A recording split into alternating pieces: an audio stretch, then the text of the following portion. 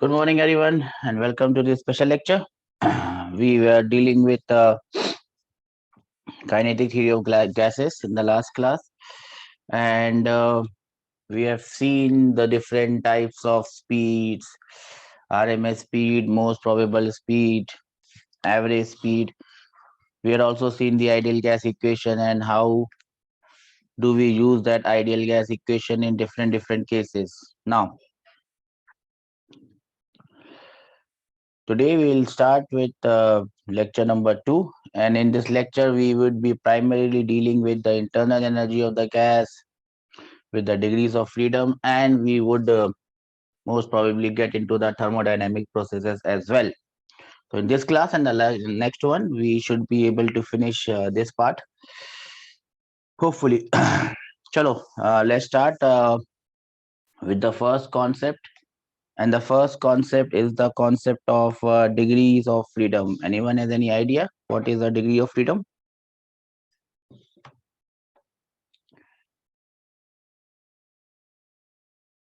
Anyone? Degrees of freedom. Number of independent ways. Yes, beta? Number of independent molecule pulsar.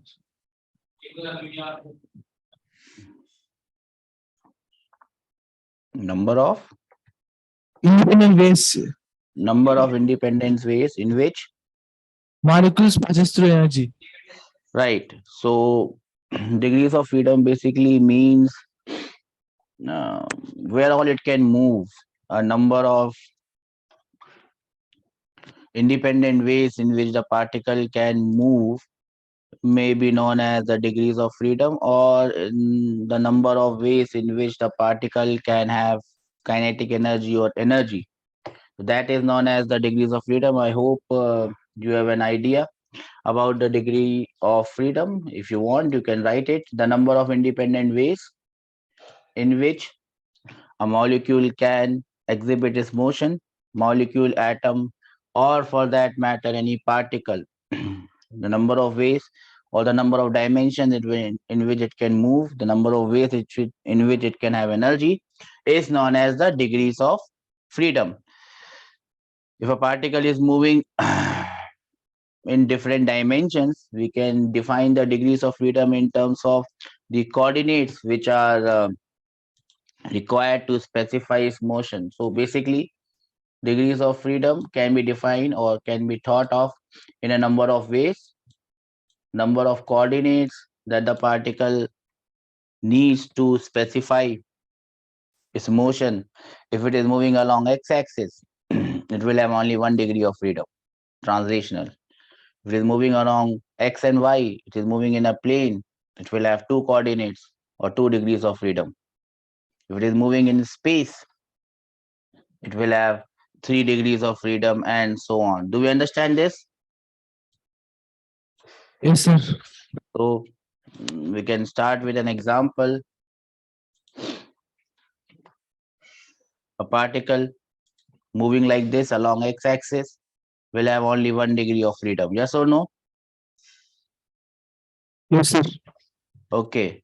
If I talk about a particle moving in a plane, for example, a projectile, how many degrees of freedom will a projectile have?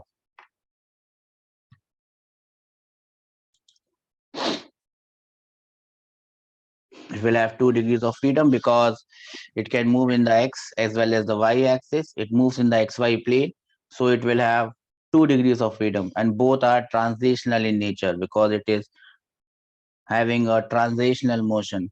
Now, if we take the example of something which is moving translationally as well as rotating, say for example, this sphere which is going to come, how many degrees of freedom does this sphere have? Do you see this sphere, right? How many degrees of freedom this sphere has?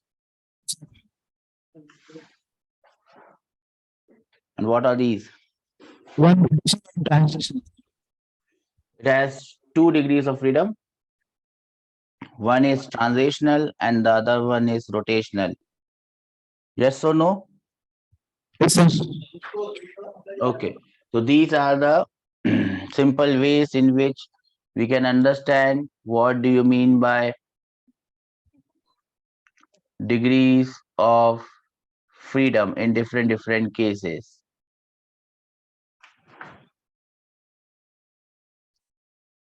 Now, what are the different ways in which you can write these degrees of freedom? As you can see, you can definitely write it in terms of translational and rotational. So the first way in which a particle can have degrees of freedom is the translational motion. How many maximum degrees it can have in translational motion? How many maximum degrees of freedom it can have for translational motion? Yes,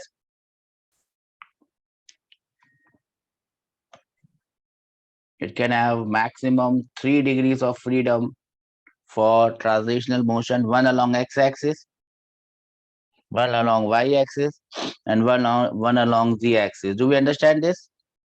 Yes, sir. Okay. If we talk about rotational motion,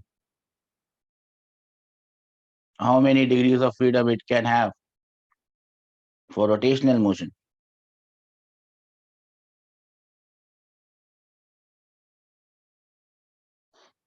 Sir. How many degrees of freedom it can have about for rotational motion? Now it depends on case to case how many degrees of freedom it can have for rotational motion. Can you give me some example? How many degrees of freedom maximum? I mean, maximum how many degrees of freedom it can have, and what can be the different degrees of freedom for rotational motion? Hmm. Any idea?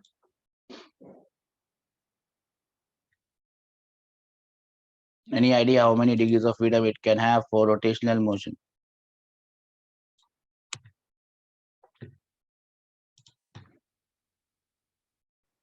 For example, if I take the example of a diatomic molecule, I hope you understand a diatomic molecule. Yes, sir.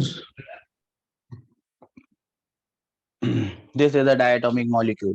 You can see there are two atoms. This is atom number 1 and this is atom number 2. Now, how many degrees of freedom it can have for rotational motion? Now, it depends on its moment of inertia. Now, you can see this molecule lies along the x-axis. Yes or no? Do you see this? This molecule lies along the x-axis. Do you see this?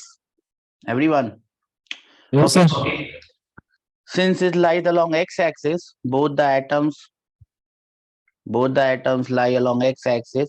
The moment of inertia along x-axis, if I talk about the moment of inertia along x-axis, it would be 0 because it passes through both the atoms. So it cannot rotate about the x-axis because the moment of inertia is 0. But it can definitely rotate about y-axis. It can definitely rotate about the z-axis. And therefore, for this diatomic molecule, we'll have 2 degrees of freedom for rotational motion, 2 degrees of freedom for rotational motion, and 3 degrees of freedom for translational motion because it can move along x, it can move along y, and it can move along z axis. Do you understand this? Yes, sir. The number of degrees of freedom for this diatomic molecules would be 5. Total number of degrees of freedom would be 5. Out of this 5, 3 would be translational and 2 will be rotational. Everyone understands this? Yes, sir. Now, this is also the case when you have the example of a linear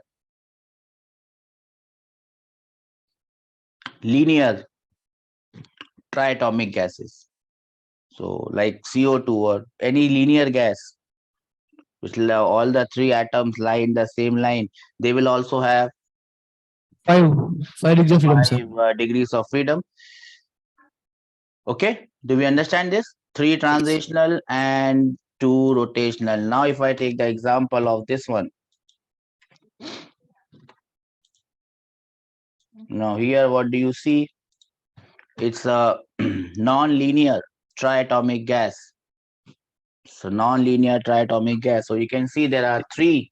Three rotational plus three translational, sir.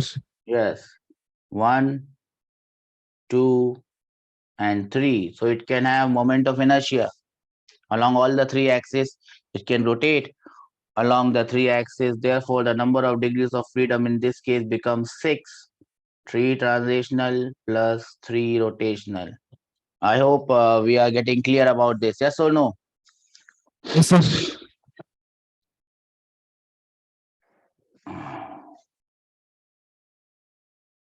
What about the third type of degrees of freedom the gas particle or the gas molecule have? Any idea about that one? This was translational and rotational. We have seen translational and rotational. Then, what is the next type of degree of freedom it can have?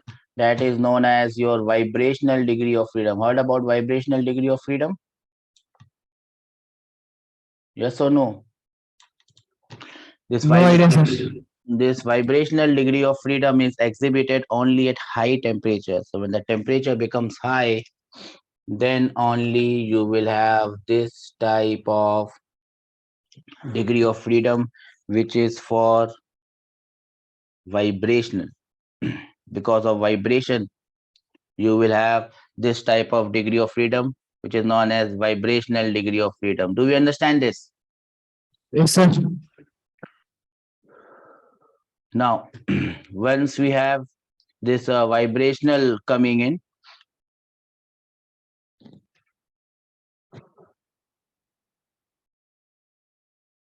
once we have this vibration coming in, it can only be exhibited at high temperature.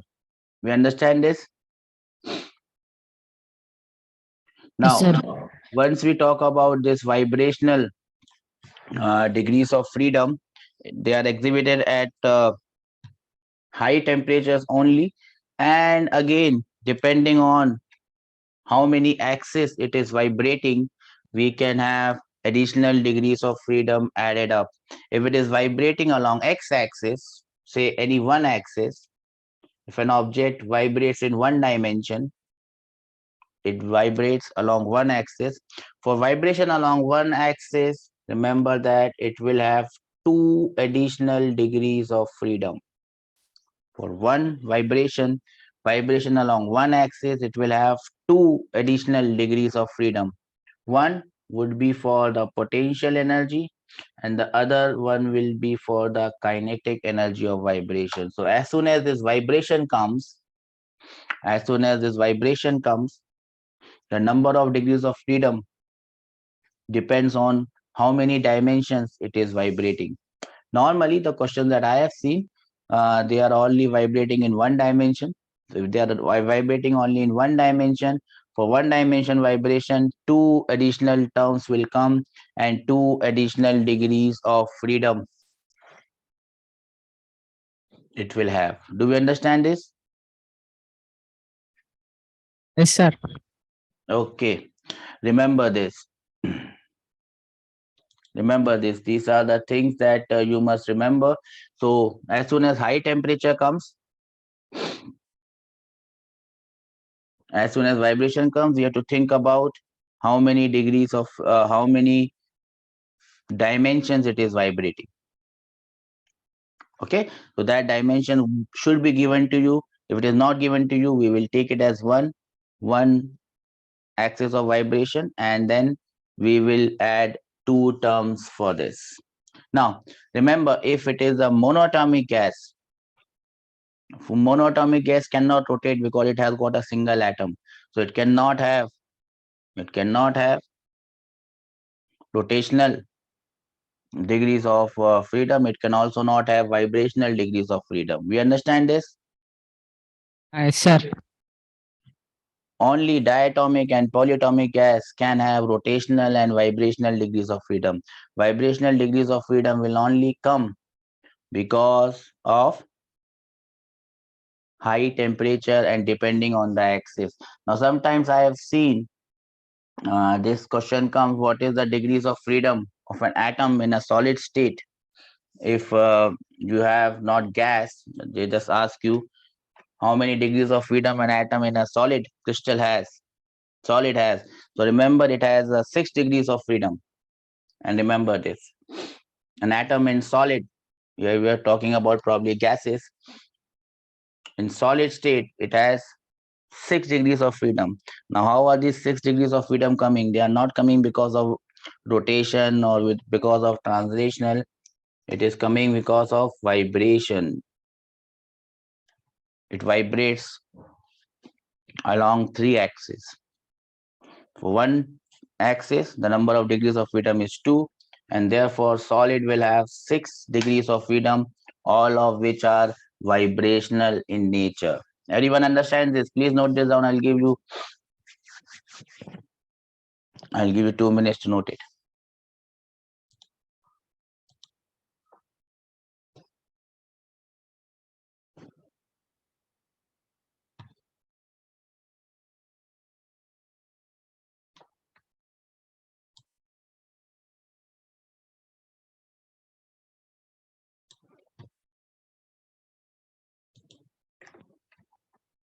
Let me know once you are done.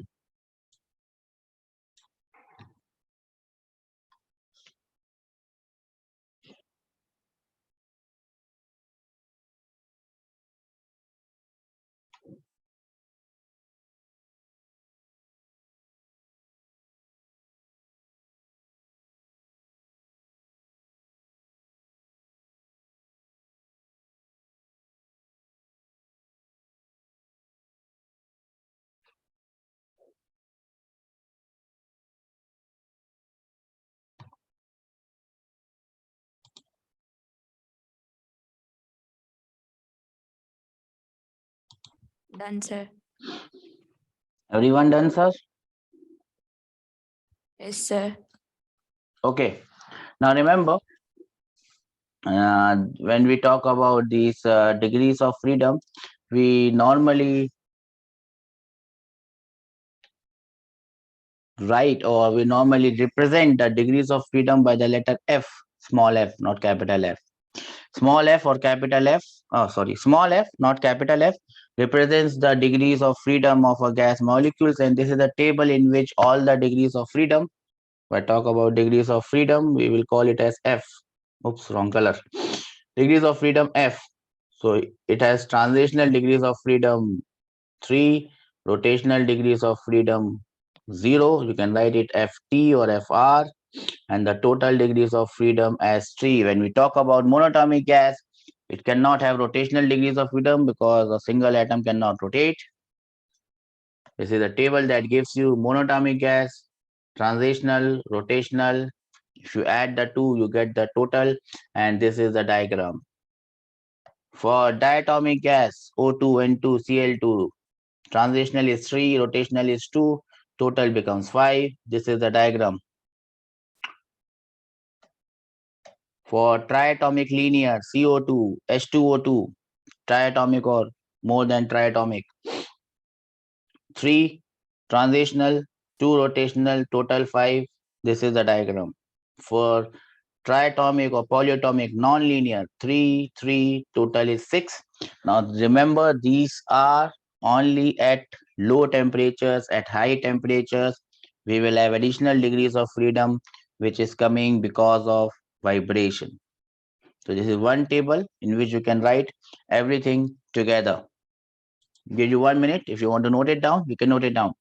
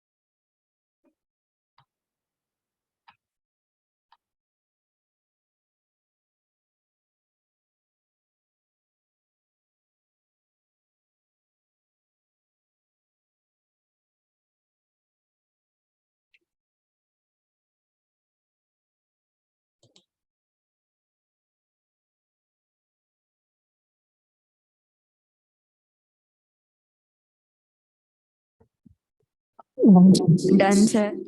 Done, sir? Yes, sir. Okay, shall we move ahead? Yes, sir. Okay. What is the next heading? The next heading is law of equipartition of energy, or you can call it Maxwell's law of equipartition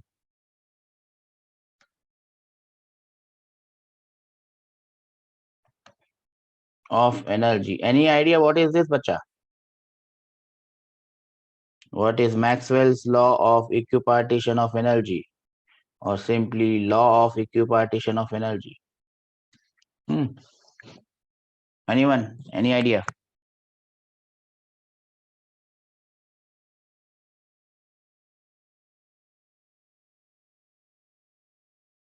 Have you heard Energy of the system is equally shared to each degree of the freedom. every gas has? Energy of the system is equally shared to each degree of the freedom. Okay. So it is just like if you want to understand it, gas. You should take gas as a father or a parent. A father or a parent has got some property, some money, and he has got a lot of sons and daughters. So, ideal father, an ideal parent or father, what will he do? He will divide it equally among all sons and all daughters equally. If you take gas as your parent and the property it has is the internal energy, Maxwell law of equipartition of energy simply states that the total internal energy of the gas is equally distributed among all degrees of freedom to all the particles. Do we understand this? So you can write internal energy. Now, when we talk about internal energy, we denote it by the term U. So internal energy of a gas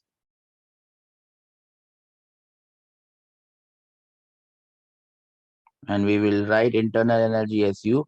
Internal energy of a gas is equally distributed, and I hope everyone is writing, equally distributed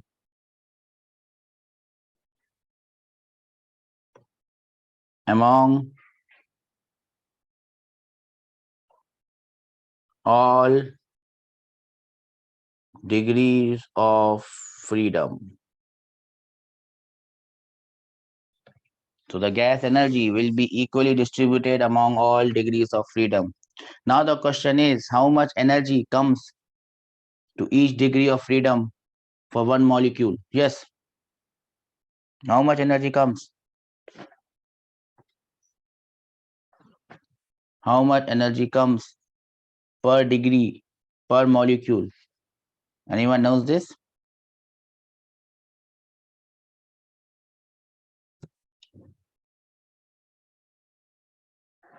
KT. Okay. So energy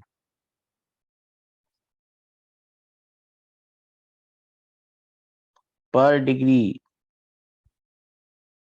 per molecule is half kT.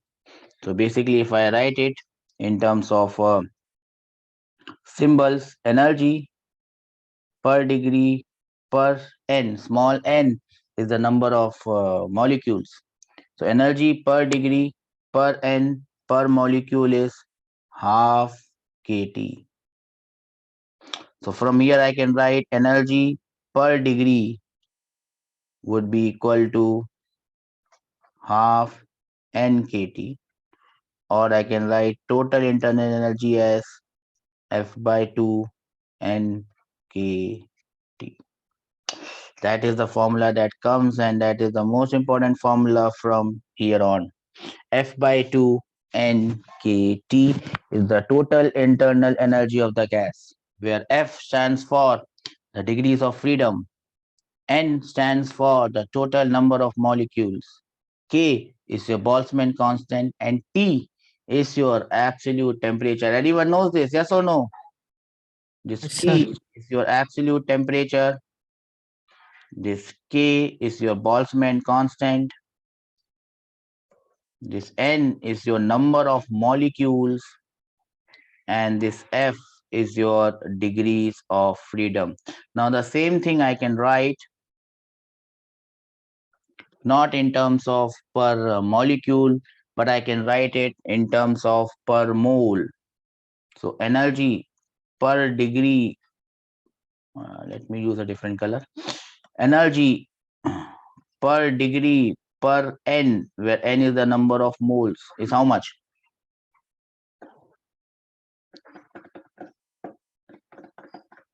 Energy per degree per mole.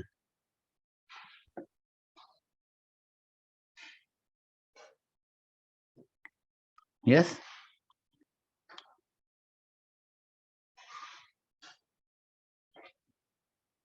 Energy per degree per mole will be how much? FRT by 2. It will be half of R into T. So I can write energy per degree will be half nRT, or I can write total internal energy will be F by 2 capital N RT. This is another way of writing the same thing, but now I've written it in terms of the number of moles.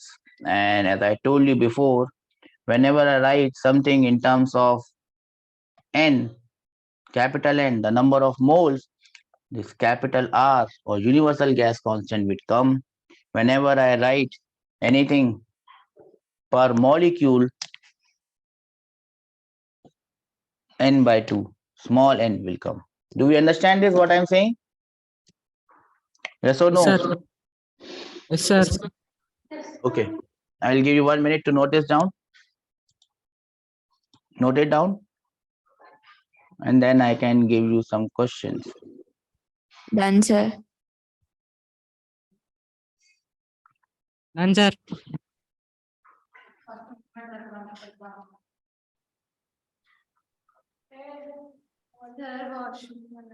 Okay.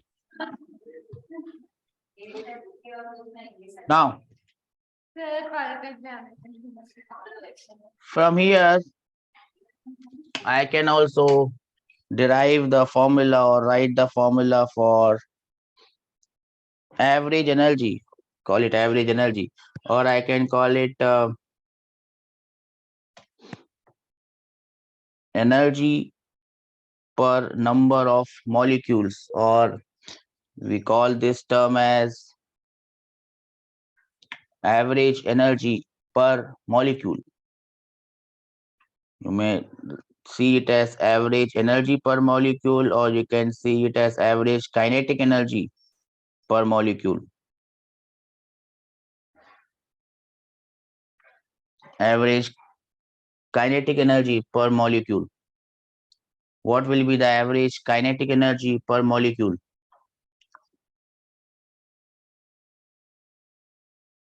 Because remember here, whenever we are talking about the total internal energy of a gas, we are talking about the total internal energy of ideal gas. And this total internal energy of an ideal gas, I'll give you that table. Whenever we're talking about the total internal energy of this ideal gas, it only consists of the kinetic energy. Okay, let me first, instead of telling you this, let me first give you that table on total energy of the gas. How is the total energy of the gas, and how you can write it. Let me make that table for you. Let me give you a table. Let me see if I have that table with me somewhere, so I can show it to you, or otherwise I will have to make it for you.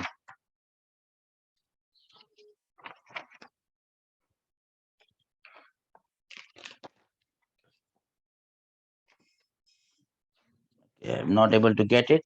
So I will have to make it for you.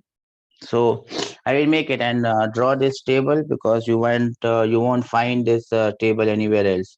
So if I write the internal energy of the gas,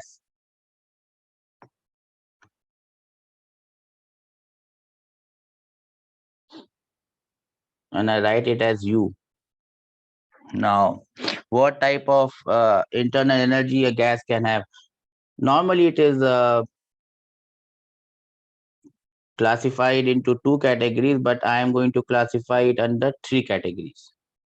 Is the reason why I am doing this. So the first type of energy a gas can have is in the form of transitional kinetic energy. We understand this?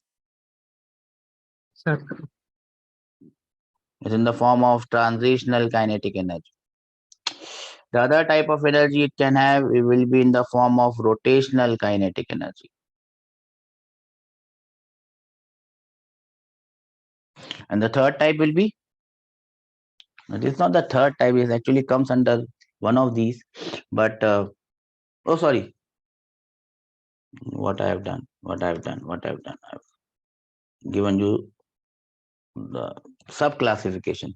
Okay, sorry, I'll start again.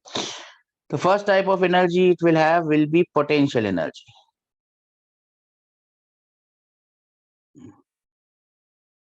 I gave you the sub classification. The second type of energy it would have would be, I am writing transitional always. The second type of energy it would have would be kinetic energy. And the third type, which I write it is vibrational energy.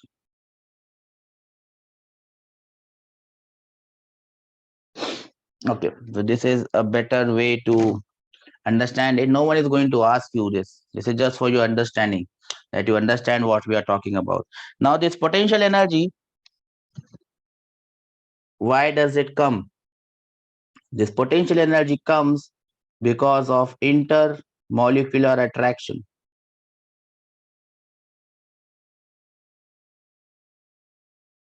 This potential energy comes because of intermolecular attraction between the molecules of the gas.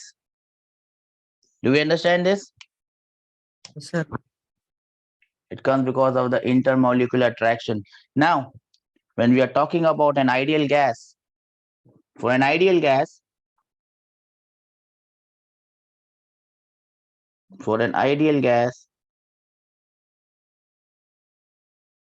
this potential energy is taken as zero. Do we understand this?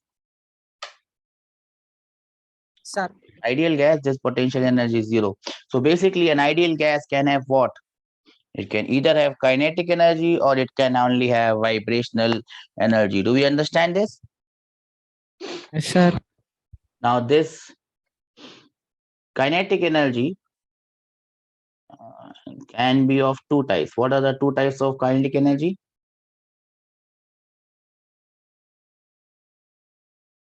Transitional and rotational. Transitional kinetic energy because of transition, rotational kinetic energy because of rotation. This vibrational kinetic energy, which is not a different type of energy, I can now divide it into two categories: vibrational potential energy and vibrational kinetic energy.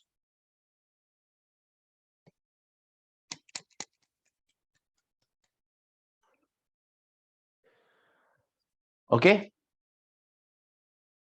Yes, sir. Now this vibrational potential, this vibrational energy is not a different type of energy. This vibrational potential energy actually comes under potential energy, and this vibrational kinetic energy comes under kinetic energy. But I have classified it different because this energy, as I told you, only comes at, this energy only comes at what? This only comes at, High temperature. it only comes at high temperatures. Sir, sir. Do we understand this? This energy always comes at high temperature. So The gas is at low temperature, this energy goes away altogether. If the gas is ideal, potential energy goes away altogether. So for an ideal gas at low temperatures, the only energy it has is kinetic energy of the molecules. Do you understand this? So that is why I have classified them as potential, kinetic, and vibrational energy. Because for high temperature, vibrational part goes away. For ideal gas, this potential energy part goes away. Do you understand this? Yes, sir. So basically, whenever we are doing any question, 99.9% of the question or 100% of the question would be on ideal gases, and it would be on ideal gases at low temperature normally. So whenever we are talking about ideal gas at low temperatures, the only type of energy it can have is kinetic energy. So whenever we talk about internal energy of a gas, invariably, without speaking, we are talking about only the kinetic energy of the gas molecules. We understand this? Yes or no? Sir. So that is what you must remember. I'll give you a minute to note this down, and then I will give you the other formulas. Done, sir. Other students, we are done. Done, sir.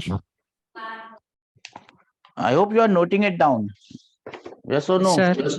Okay. Noting it down, then okay. Well done. Now, since we now know that the total internal energy of the gas is strictly kinetic energy of the gas, there is no potential energy, and let us say there is no vibrational energy. Now let us talk about this.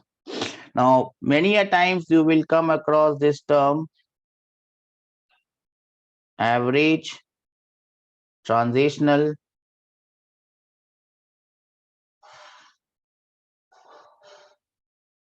kinetic energy per molecule.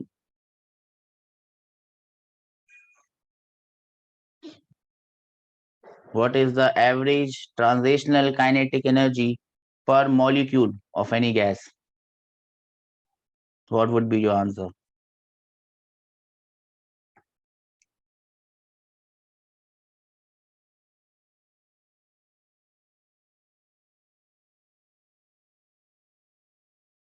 What will be the average transitional kinetic energy per molecule of a gas or per atom of the gas if it is a monatomic gas? Yes, 3/2 KT. yes, 3 by 2. How did you get 3 by 2 kt? How did you get 3 by 2 kt?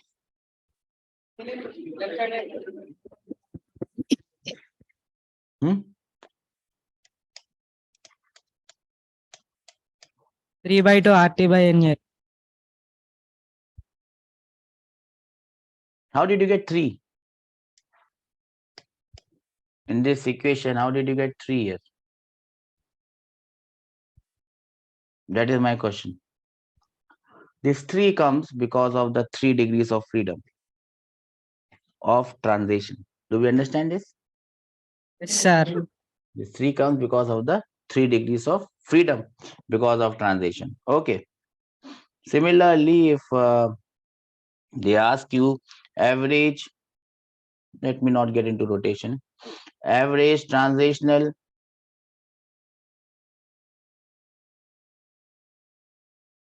kinetic energy per mole, your answer will be 3 by 2 RT. Will you remember this? Yes, sir. Now, if they ask about rotation, then you will have to think how many degrees of freedom it has on rotation. If it is a diatomic molecule, chalo, we'll write it as well. For a diatomic molecule, average rotational kinetic energy per unit molecule. And I'm talking about a diatomic gas.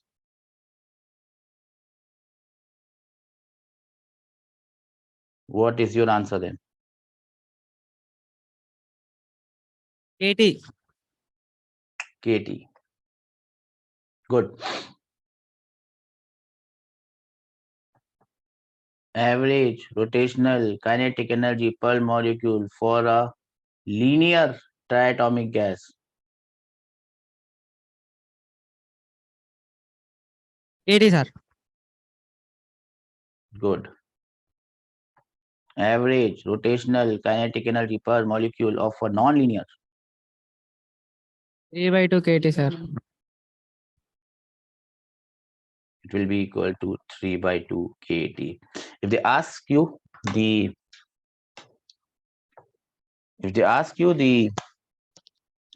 kinetic energy per molecule, instead of K, you just write R and you are done. Do we understand this? Sir. Okay. Have you written this? Yes, sir. Answer.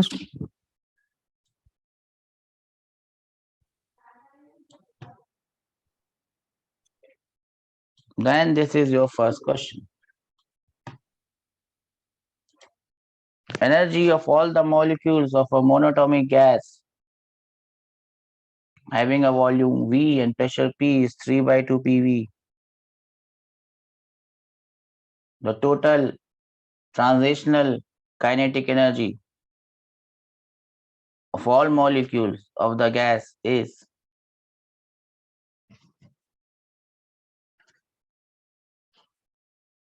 of a diatomic gas.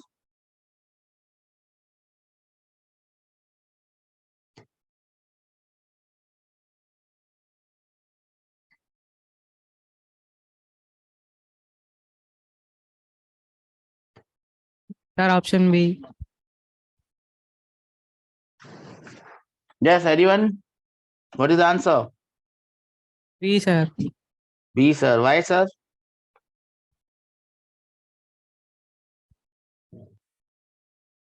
How did you get B? Diatomic molecule. So, they're talking about the total translational kinetic energy. Now, every gas molecules have 3 degrees of freedom. So, therefore, 3/2 nRT and nRT is equal to PV. So, the answer is 3/2 PV. So, remember, for any gas, whether it is monatomic or diatomic or triatomic or linear or non-linear, the average or the total translational kinetic energy is always 3/2. The only thing that differs is the rotational part. Do we understand this? Yes or no? Yes, sir. Yes, sir. Everyone? Sir. Okay. The next one is this one.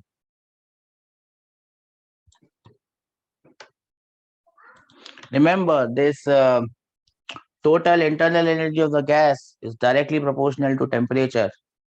Have we noted this down? It is 3/2 RT or 3/2 nRT. If you change the temperature, it depends on the absolute temperature. If you change the temperature, it changes. Yes or no? Yes, sir. Here is the next question. The temperature of argon gas. What type of gas is argon? Real. Monoatomic, sir. Monoatomic or diatomic. Right now, we are not dealing with real or ideal gases. We are only dealing with ideal gases. So we are dealing with monatomic, diatomic, or triatomic. So this is a monatomic gas. The temperature of argon kept in a vessel is raised by 1 degree Celsius at constant volume. The total heat supplied to the heat gas is a combination of translational and rotational energy. What are the shares? 60, 40, 40, 60, 50, 50, 100, 100, 100, 0.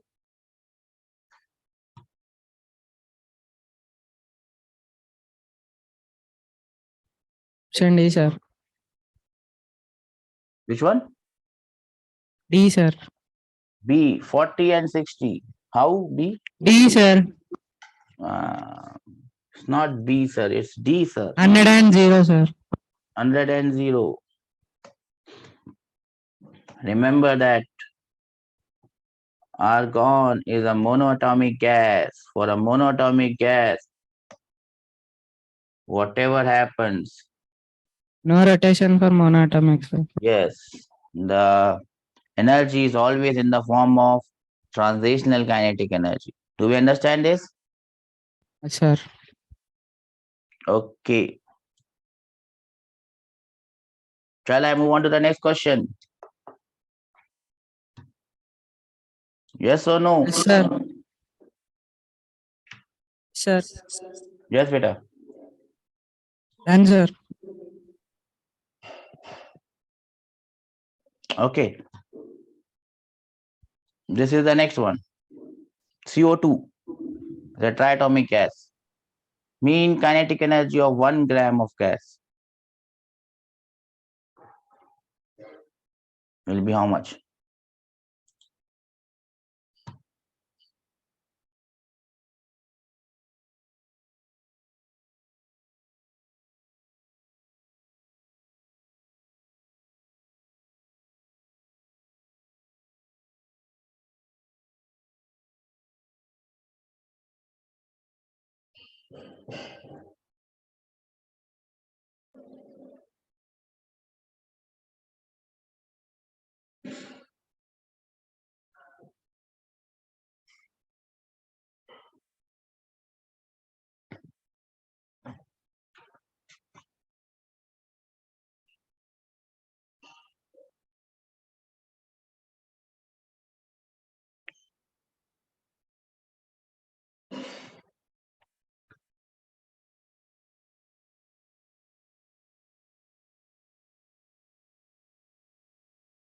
Hmm.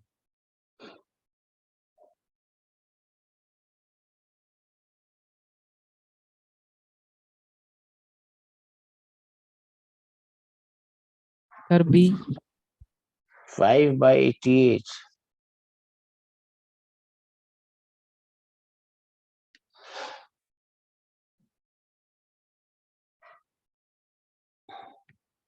Correct. How did you get D, sir? I'm getting an option D. How did you get D? Sir, B, sir. B, sir. B, sir, is correct, sir. How did you get B?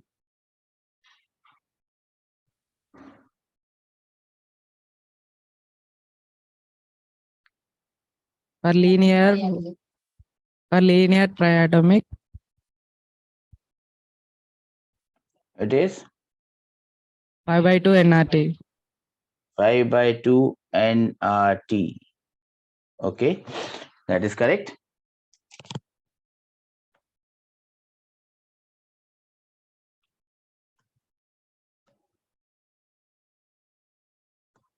So the total energy is 5 by 2 nRT. Correct. Then molecular mass is given as 44. How do I find the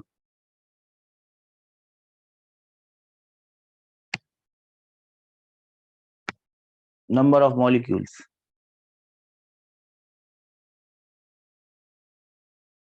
You can do it from here.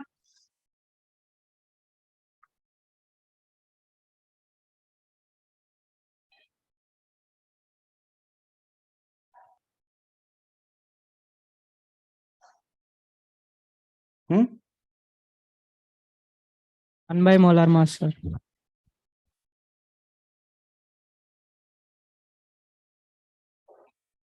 Weight by molar mass, sir. Weight is Yes. 1 gram. Molar Yeah. mass is 44. Okay. So everyone understands this? Yes or no? Sir. Sir. Okay. Chalo. Let us move on to a different question. This is a question that has come many times. in JEE. You don't expect this question in a NEET exam. The first part may be a part of NEET, but not the second one, maybe. So let us see if you can do this one. A light container having a diatomic gas is enclosed and it is moving with a velocity v.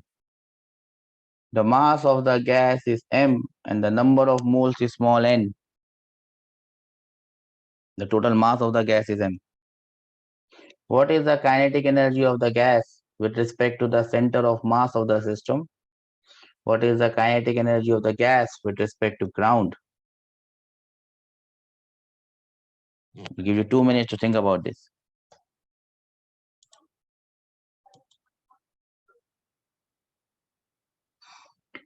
Remember the temperature of the gas is not given, so you can take the temperature of the gas as capital T. The temperature of the gas is capital T.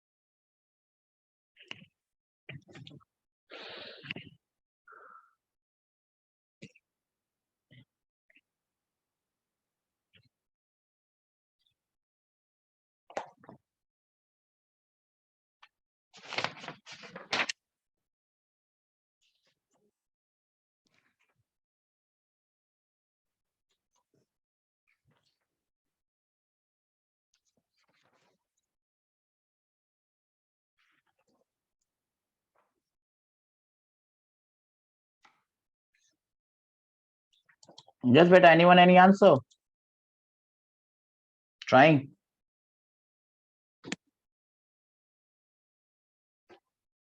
Okay, I'll give you 1 minute.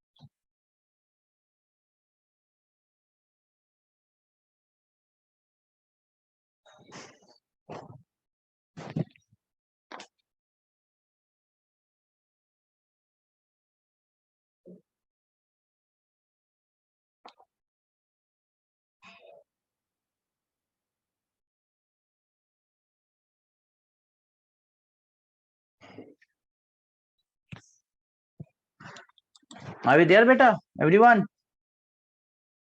Are we trying? Yes, sir. Don't have to try so much. The answer is straightforward. What is the kinetic energy of the gas with respect to the center of mass? And Zero, the sir. answer is 3/2 nRT. It has a temperature with respect to the center of mass. These particles are moving with RMS speeds because of the temperature. So the answer is 3 by 2 nRT. What is the kinetic energy of the gas with respect to ground? Now, 5/2 NRT.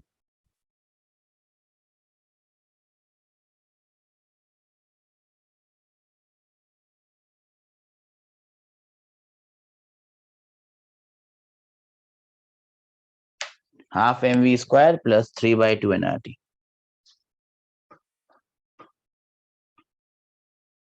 Okay, so keep this in mind.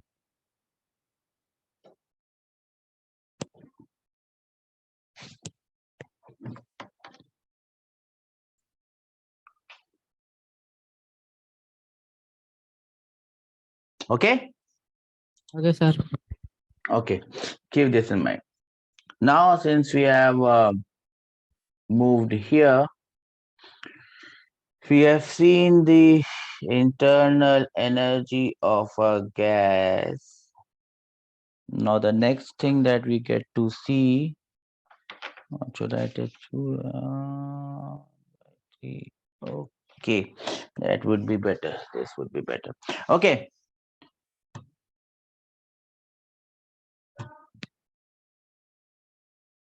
The next thing that we are going to see, so we move like this. Okay, so the next thing that we are going to see is what you mean by a thermodynamic system. What do you mean by a thermodynamic system? System surrounding. Anyone knows this? What is a system? What is a surrounding? Hmm?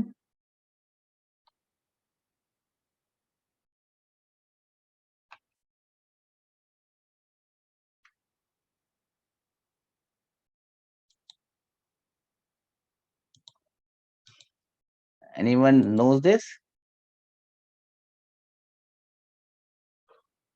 No? No idea?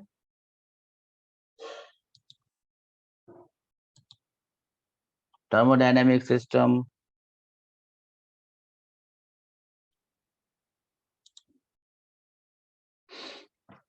Yes or no? Any idea?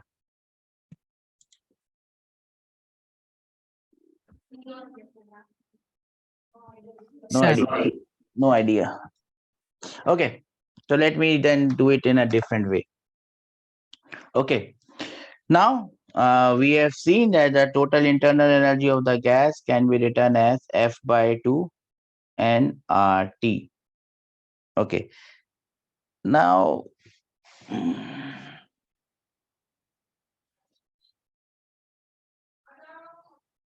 let me go this way.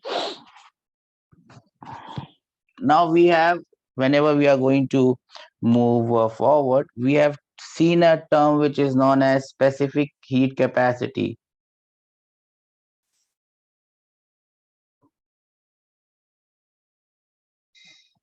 Have you seen this term, specific heat capacity? We denoted it by C, mc delta T. Do you remember mc delta theta? The amount of heat required to raise the temperature of a body by 1 degree Celsius, 1 kg of a body by 1 degree Celsius. Do we remember this?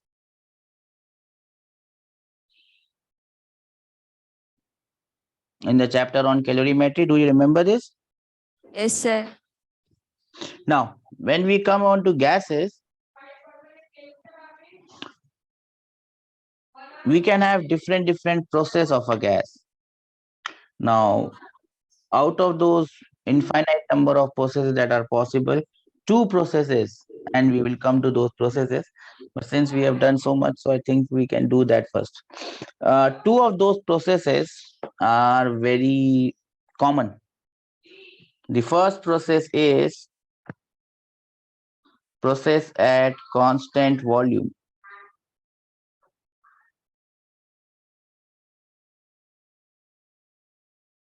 Now, we have done this thing with liquids. We had a liquid in a beaker and we were trying to heat it up. The temperature changes, the amount of heat required to raise the temperature of 1 gram of a liquid by 1 degree Celsius was known as its specific heat capacity, gram specific heat capacity, or gram specific heat. Similarly, if you are trying to heat up a gas, the temperature of the gas will change. Yes or no? It might change. Yes, sir. In some cases, it might not also change, but in some cases, it might change. Now, if you are doing that process at constant volume, that specific heat is known as CV. Capital C stands for it is molar, so it is for 1 mole of a gas. Small c stands for 1 gram or 1 kilogram of a gas. But normally, we will deal with moles of the gas. So, CV, what do you mean by CV? It is the amount of heat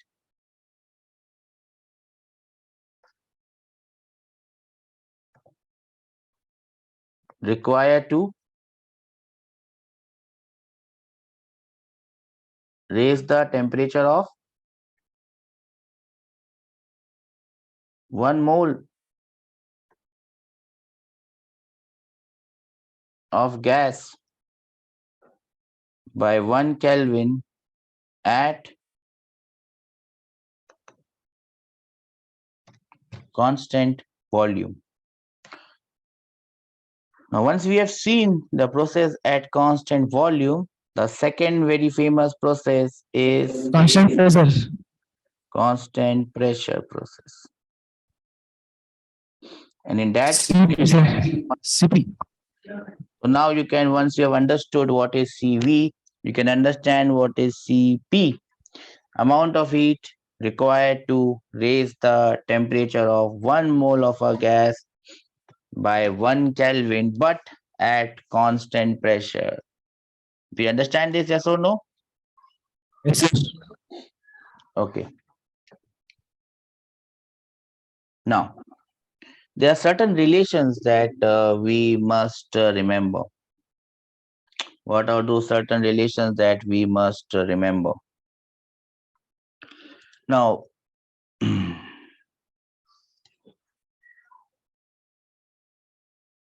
we have written internal energy of the gas as F by 2 nRT. In the next chapter,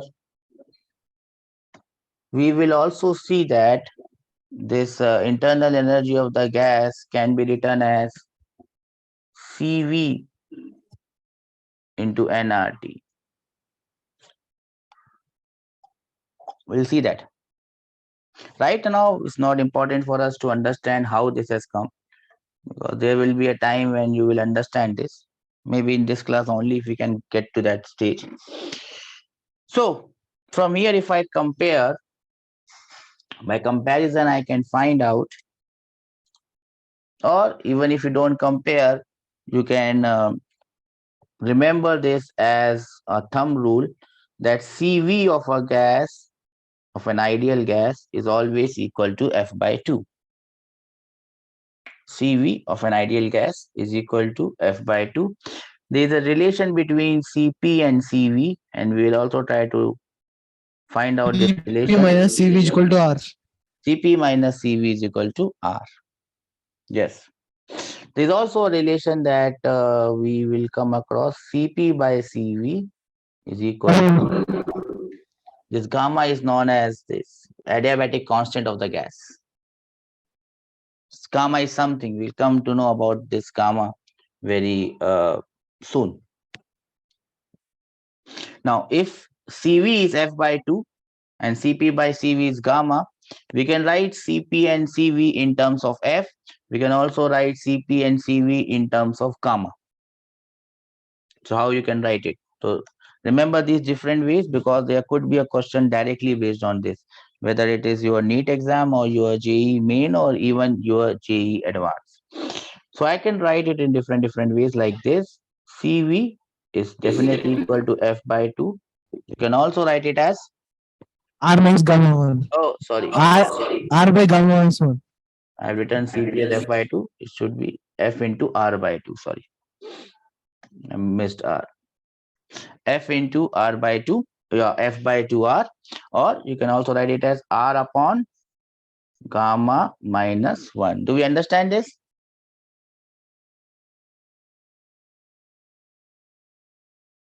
Sir, Okay.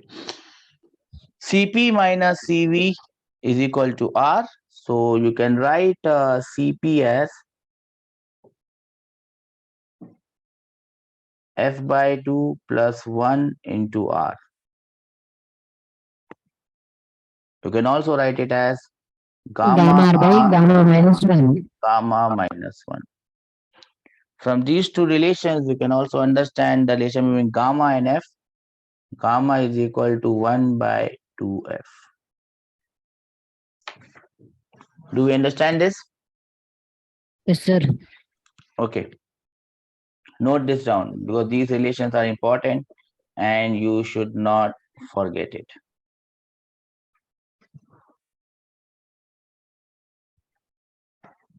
Let me know once you are done. Done, sir. Everyone? Yes, sir. Done, sir.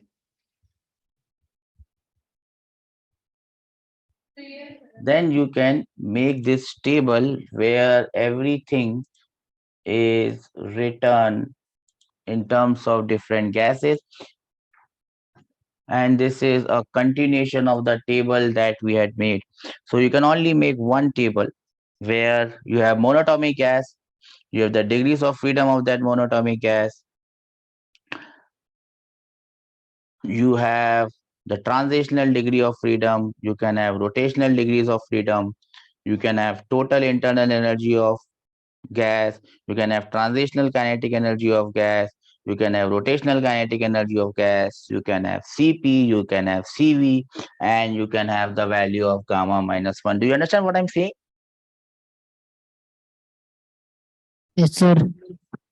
So combine this table with this table, combining this table with the previous table, and also adding it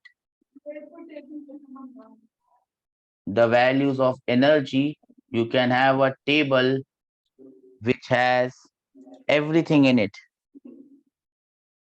even including this kinetic energy.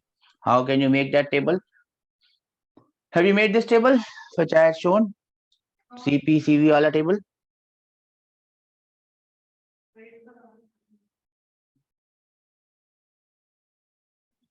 So I'll give that table for you as a task that you can do. First make this table.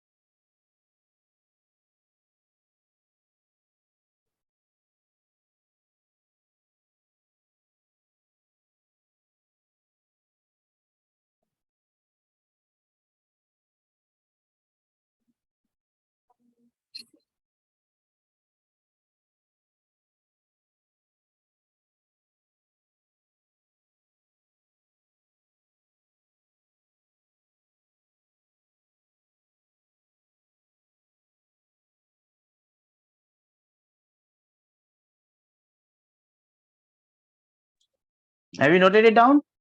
Done, sir. Yes, sir. Okay, so I was telling you that you can make one table in which you can have everything. So what you can do, let me do it in this table only. So you have got F here. Now you can write this is the total F is 3. You can write F transitional is equal to 3. You can also write F rotational is equal to 1, is equal to 0. Do you understand this? So this column will have everything about F. Okay, now you can make one more column. Let us say here, and there you can write UT. You understand the meaning of UT? Transitional kinetic energy. Then you can make one more column where you can write UR, rotational kinetic energy. So basically, this it comes from the degrees of freedom. So let me show you how you can do this. How can you make one table which has everything? So you can write gas here. You can write gas in one column. Then you can write F in the other column. Then you can write U transition in one column. Then you can write U rotational in the next column. Then you can write U total in the next column. CV in the next. CP in the next. And gamma in the last. Now you can start with the first gas. The first gas is monoatomic. You can write F transitional 3, F rotational 0, F total 3. Transitional kinetic energy, you can write 3 by 2 nRT or 3 by 2 nKT. Rotational is 0, total becomes 3 by 2 nRT, CV becomes 3 by 2R, CP becomes 5 by 2R, and gamma becomes 5 by 3. Do you understand what I have done here?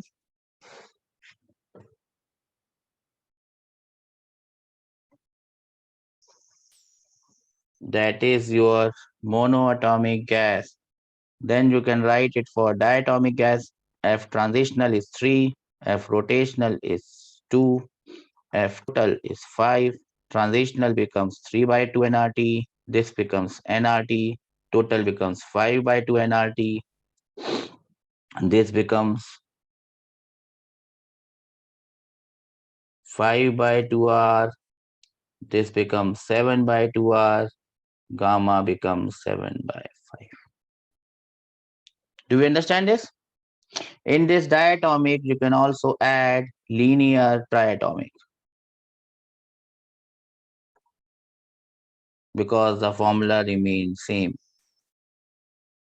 Then you can make one more row for non-linear triatomic.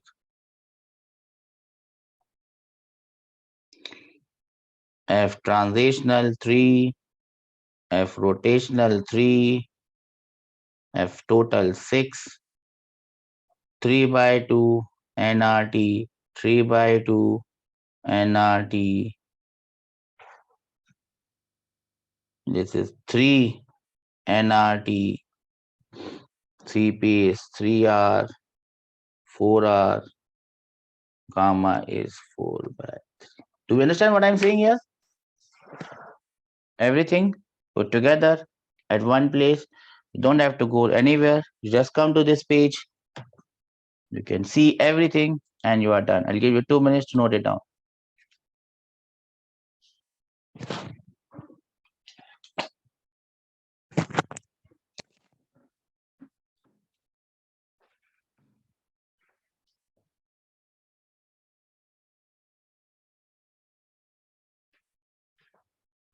Done, sir.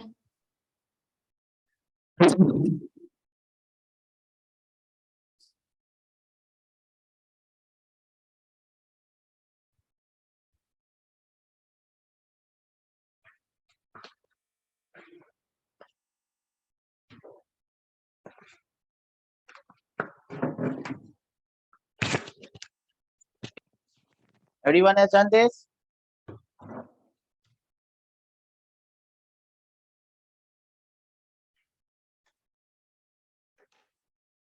Done, sir. Done, sir.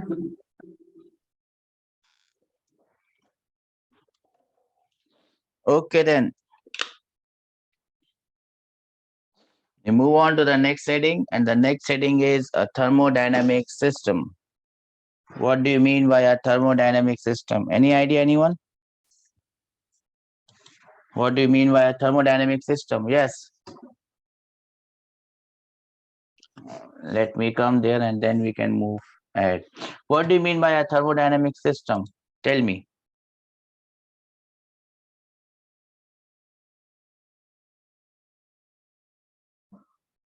No idea? Anyways, it is just a theoretical concept you just need to understand. So write the heading thermodynamic system.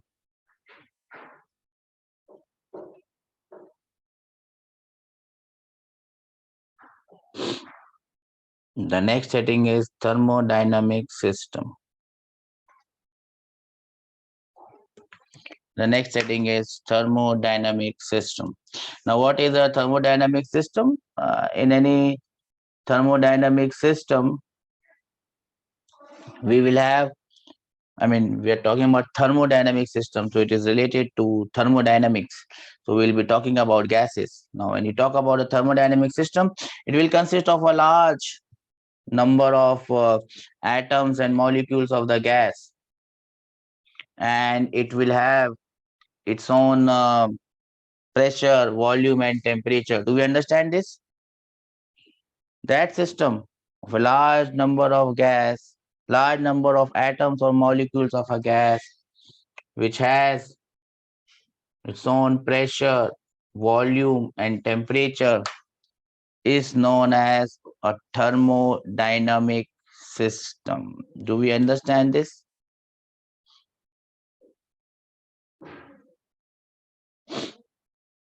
Do we understand this? Sir. Yes or no? Yes, sir. Now, anything outside this system is known as your surroundings. So you can have a gas enclosed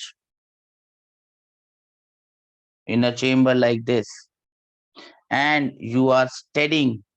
A thermodynamic system is a system of large number, or it consists of a large number of atoms and molecules, and this is the place, this is the system, or this is the object that you are going to study. That is known as your thermodynamic system. So this becomes your thermodynamic system, this gas enclosed in this, and everything outside becomes the surroundings.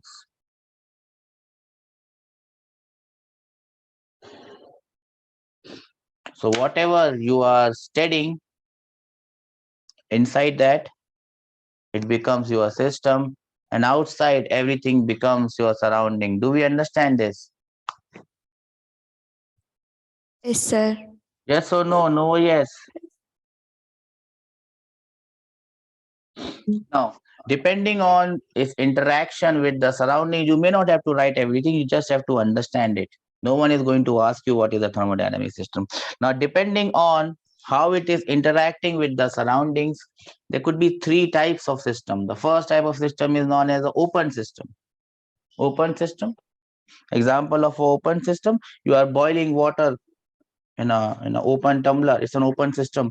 It can exchange both energy. Heat energy is going out, coming in. It can exchange both energy and mass, matter. Water vapors are going out.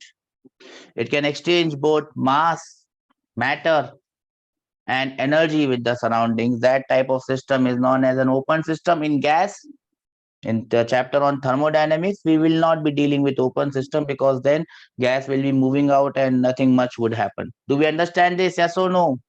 Yes, sir. So what type of system are we going to deal with in this chapter? Open system we have already dealt with in the chapter on calorimetry, and when things were exchanging heat and this and that, and how that two beakers were, two samples of water were mixed, and we found out mixing was happening, mass was getting exchanged, energy was getting exchanged. So we have done with open system. What type of systems are we going to deal in gases? Or this chapter will be closed system. Now when the system is closed, it cannot exchange matter. It cannot exchange matter with the surroundings. It can only exchange what? Energy. Energy. That is a closed system. No one is going to ask you what, and you will not get a question on tell me what type of system is this. No, it is just for your understanding that we understand it from the very basic. The third one, which again will come in, this is an isolated system. It cannot exchange matter, nor it can exchange energy. We understand this, yes or no?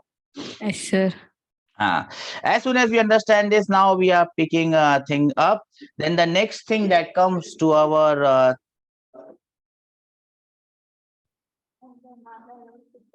consideration is known as a thermodynamic state.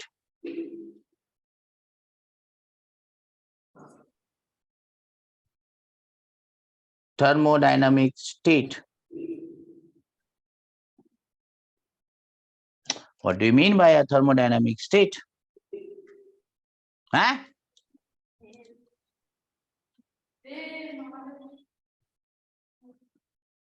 What do you mean by a thermodynamic state? Anyone?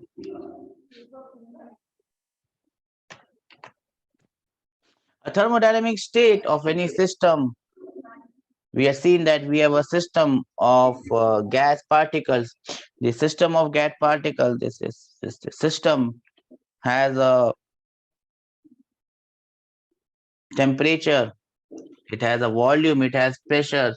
When we say composition, by composition we mean the number of moles n or the number of molecules small n. This parameters, temperature, volume, pressure, number of moles, they tell us everything about that system, and they define what state the system is in. That is known as the state of the system, and these variables which define the state of the system are known as the state variables.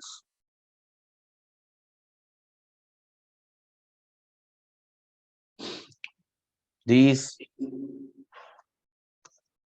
parameters that define the state of the system, they are known as thermodynamic variables, or better, they are known as state variables. So what are the state variables that we have?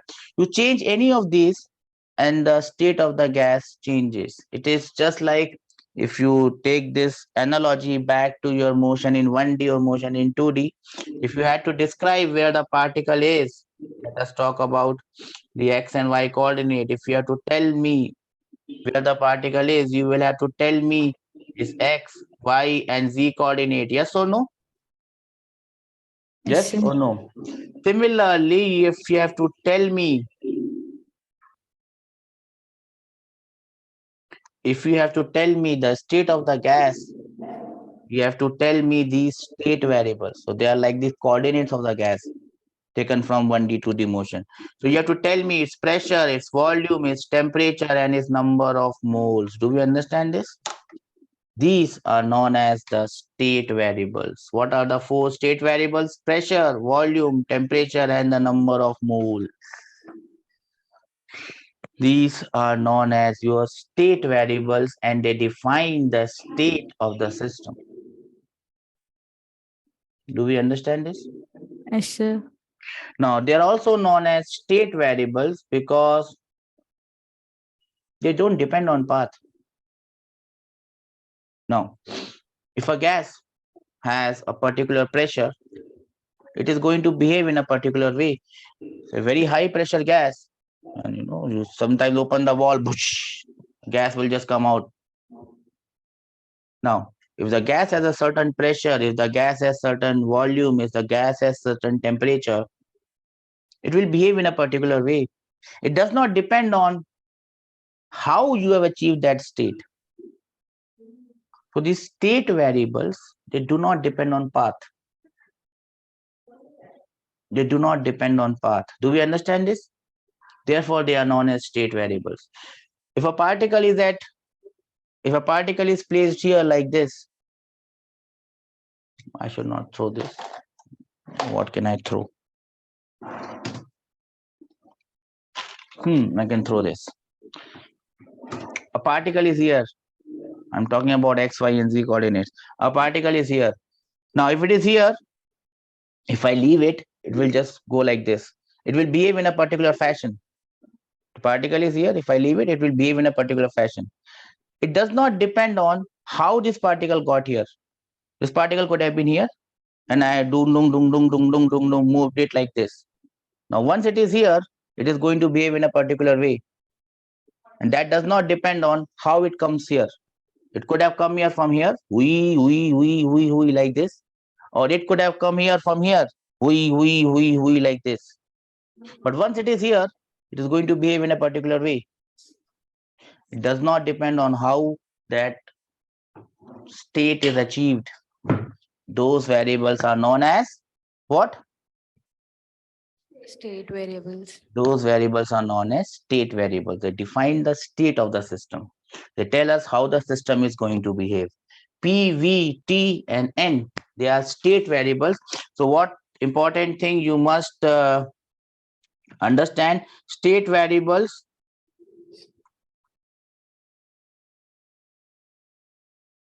define the what? Define the state of the system. Do we understand this, or this has gone above our head saying bye bye? Bye bye, don't worry about me, I'm going. Understood, sir. These state variables do not depend on Path. Do not depend on path. How you have achieved that state, it does not depend. These state variables do not depend on path.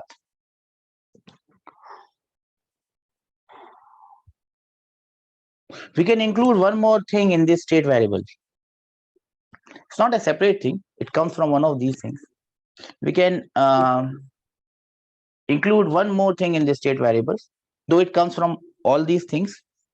But we can include one more thing. What is that one more thing that we can include in the state variables?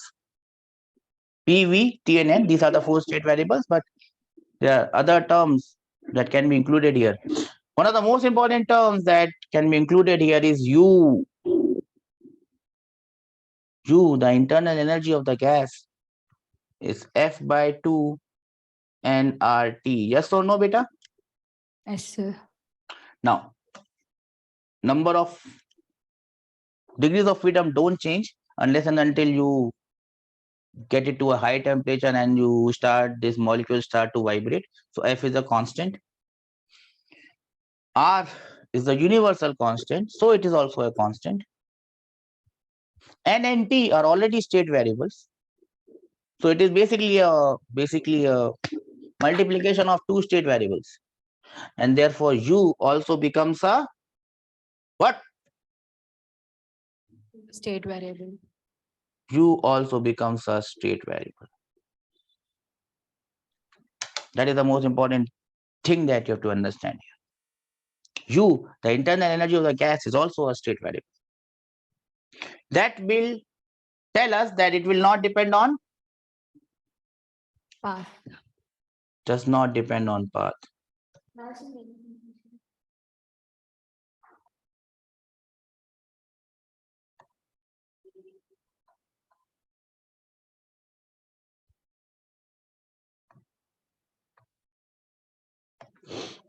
Does not depend on path. Do we understand this, or this has gone above our head saying bye bye? Understood, sir. Bye bye, I'm going. Don't worry about me. Okay.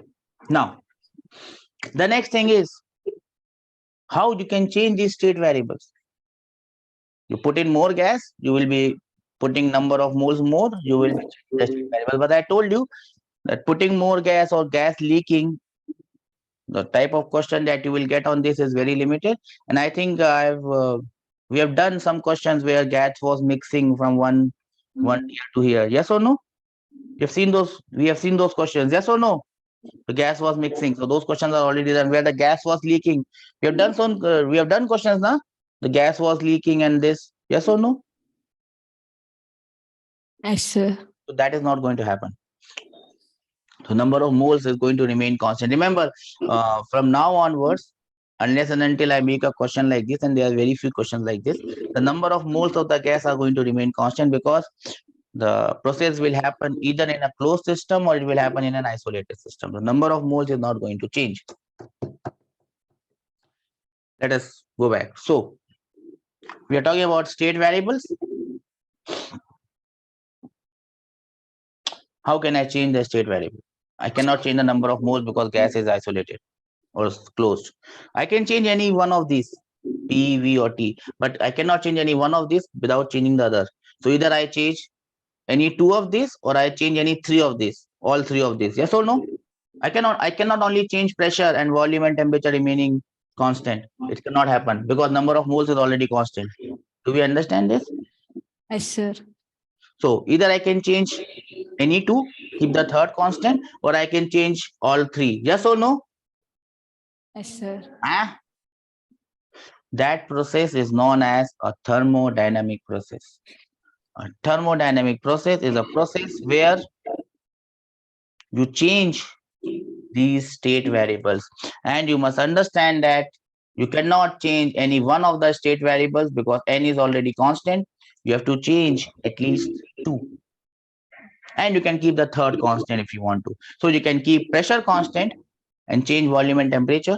You can keep the volume constant and change pressure and temperature, or you can change temperature constant and keep pressure and volume, and change pressure and volume, or you can change all three. These processes are known as a thermodynamic process, where you are going to change the state of the system. How are you going to change the state of the system? You are going to change the state of the system by changing state variables. You can keep any one constant and change the two, or you can change all the three because the fourth one is already there. Do you understand this, or this is gone above our head saying bye bye, bye bye, sir? Gone Understood, sir. above our heads now.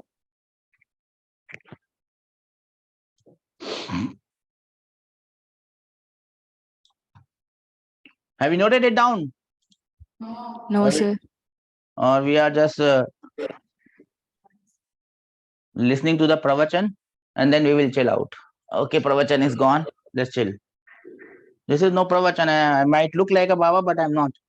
Not giving you pravachan here that you come here, say Hare Ram, Hare Ram, Hare Ram, you go back and you start with your own job. Whatever pravachan is going on, you have to note it down. Right? Writing, sir. Completed, sir. Okay. Now, since we are talking about state, every state will have an equation that is known as the equation of state. PV is equal to nRT, ideal gas equation. We have already dealt with it, so now everything is connecting together. There is a thermodynamic system. I got this book. There is a thermodynamic system. This is a thermodynamic system. It has got pressure, volume. It has got gas, pressure, volume, and temperature. This gas is at a particular state. It has got an equation of the state. If I change this state, the gas will come somewhere else. Will have different values of pressure, volume, and temperature. That process is known as a thermodynamic process. But then there are state variables, and state variables don't depend on path. So now comes the next thing, which is the most important thing. I have ding ding ding ding ding ding ding ding ding ding. This is PV graph. It could be VT graph. It could be PV and T graph. So I have this gas at this stage, state number 1, and it is defined by P, V, and T. Why I'm not writing N? Because N is constant. So it is defined by P, V, and T. This is one state of the gas. Now I do some processes. I may do one process. I may do a series of processes. One process, 2, 3, 4, 5, 6, 7, 8, 9, 10. After the series of process, I can get the gas to this state. Let me call this as P1, V1, and T1. Now I get the stage to P2, V2, and T2. I have changed the state variables of the gas. I could have gone in any path. I could have gone through a series of steps. and landed up here.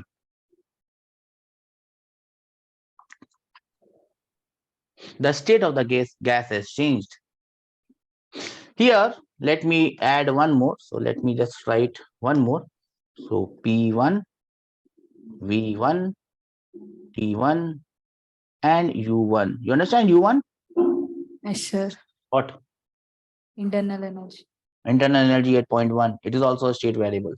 And here I write ting ting P2, V2, T2, and U2.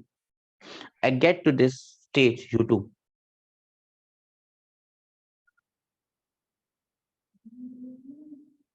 The internal energy of the gas has changed. Now, whenever I talk about change, I call it as delta. Delta always means final minus initial.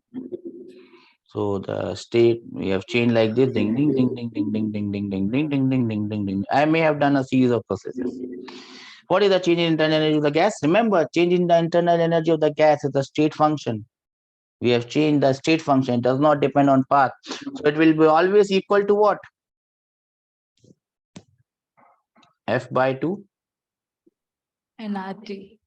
nRT2 minus T1. Yes. T1. So I can write it as F by 2 nR into delta T, or I can also write it as CV into N into delta T, because I know that CV is always equal to F by 2R. Yes or no? Yes, sir. And this does not depend on process. It only depends on the initial and the final stage. So this is something like work done by a conservative force. Do we remember conservative force? Work done by a conservative force. Change in potential energy. You remember change in potential energy? Gravitational potential energy, spring potential energy, electrostatic potential energy we have not covered. Change in potential energy does not depend on path. It's a state function. Yes or no? So change in potential energy in that chapter on work power energy, and change in internal energy. Both are energies. They are state variables. Does not depend on the process. Does not depend on path. It only depends on the initial and the final state. Do we understand this, or this has gone above our head saying bye-bye? Understood, sir. Everyone has noted this down? This is the most important aspect. If you understand this, thermodynamic processes are very simple. They ding ding ding ding ding. They will start and go ding ding ding ding ding ding ding ding ding ding ding ding ding. Okay. Since you have noted it down, now comes questions.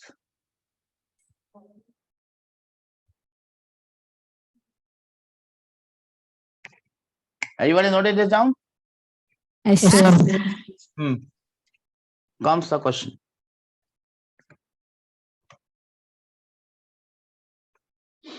Two moles of an ideal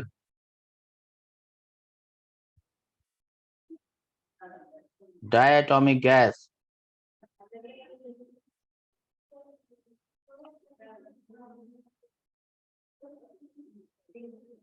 undergoes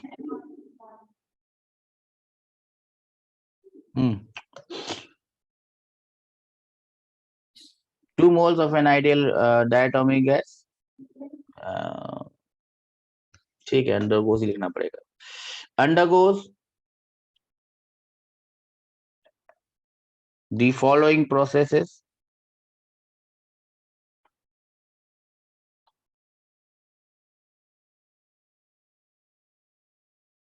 and temperature is increased by 50 degrees Celsius. Find delta U. The first process is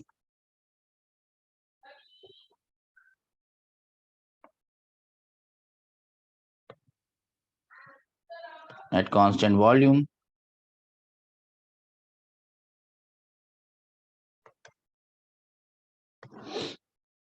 The second process is at constant pressure.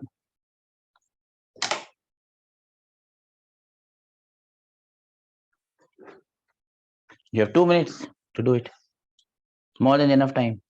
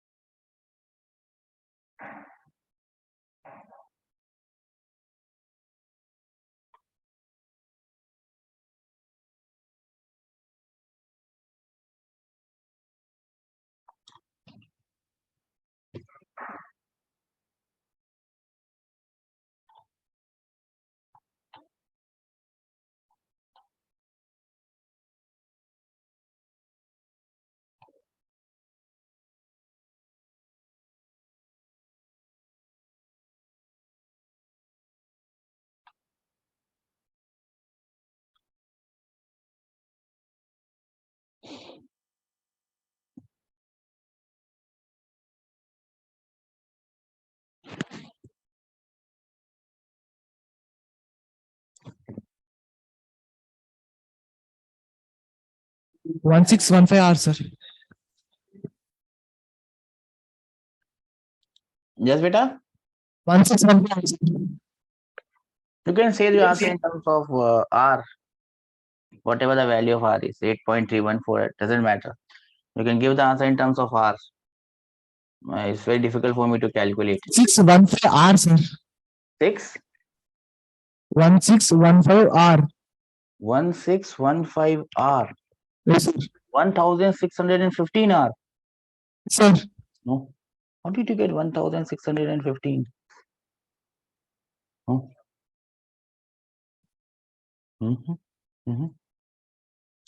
It is definitely not the answer, beta.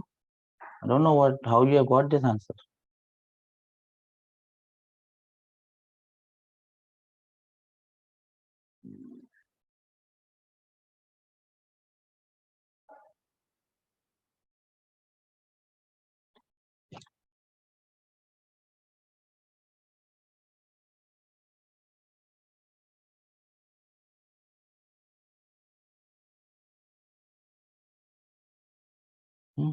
How did you get it, beta? Delta U equals to NCV dt. Yes. In this terminals, CV is power by 2. Temperature is 100 kelvins. I only got yet you say NCV delta T. So far, so good. After that, N is equal to 2. N is equal to 2. C is equal to 5 R by 2. CV is equal to 5 R by 2. Delta T is equal to 50 in Kelvin, sir. 50 plus 273 in Kelvin.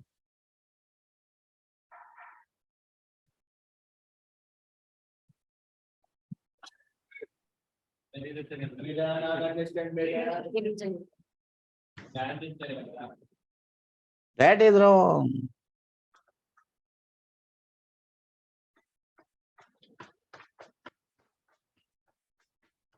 That is wrong.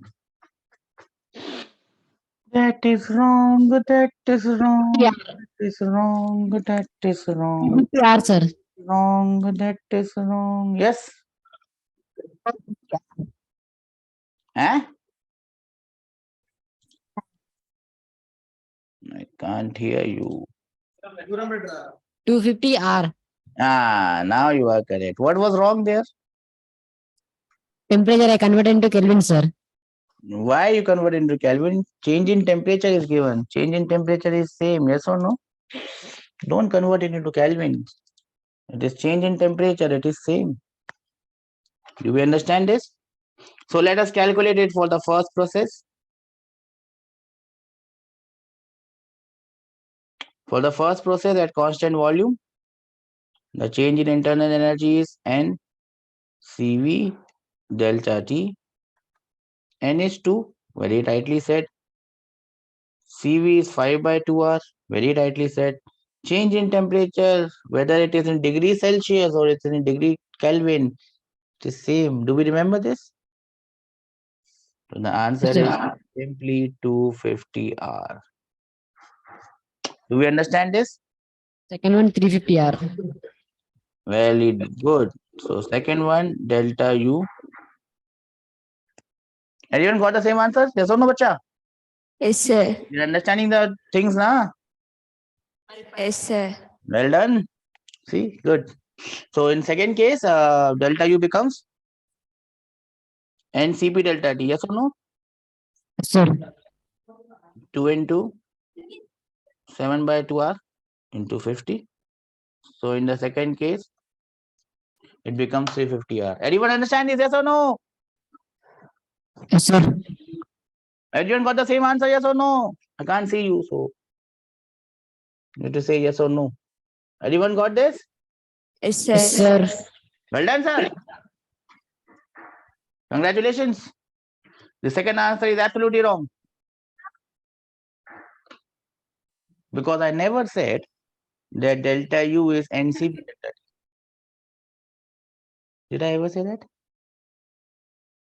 You've imagined it, my dear friends. And in imagination, I can be the president of United States of America, but that is not reality. In reality, I'm sitting here taking your class. In imagination, I might be in Goa and chilling out on a beach.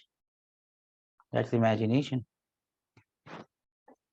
And if we go back to reality, change in internal energy is a state variable.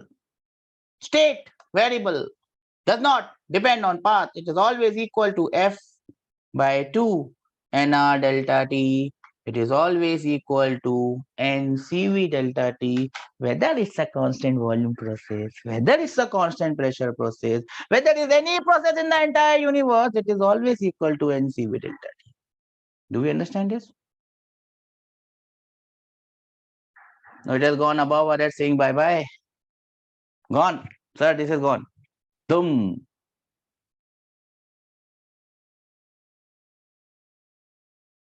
Do we understand this? Yes or no? Yes Yes, sir. Change in internal energy is always equal to NCV delta T. Any process, keep this in your mind. Don't forget it ever. Do not wander in imagination. Reality is delta U always remains NCV delta T. Will you remember this? Yes or no? Yes, sir. Then I'll take you back. I've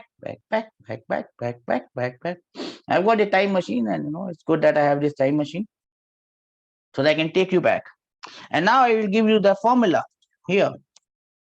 At constant volume, CV. I did not give you the formula of this.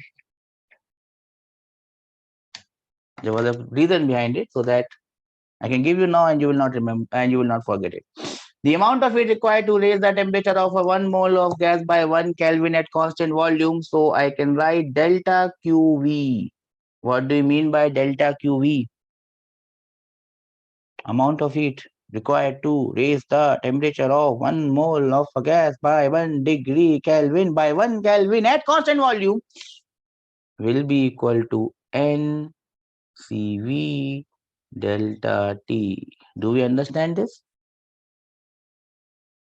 It has gone above और saying bye bye sir, बहुत हो गया. This is too much. We can't handle it anymore. Too much. Done. Done. For constant pressure, I can write it as delta QP. Amount of heat required to raise the temperature of 1 mole of a gas by 1 Kelvin at constant pressure is given by NCP delta T.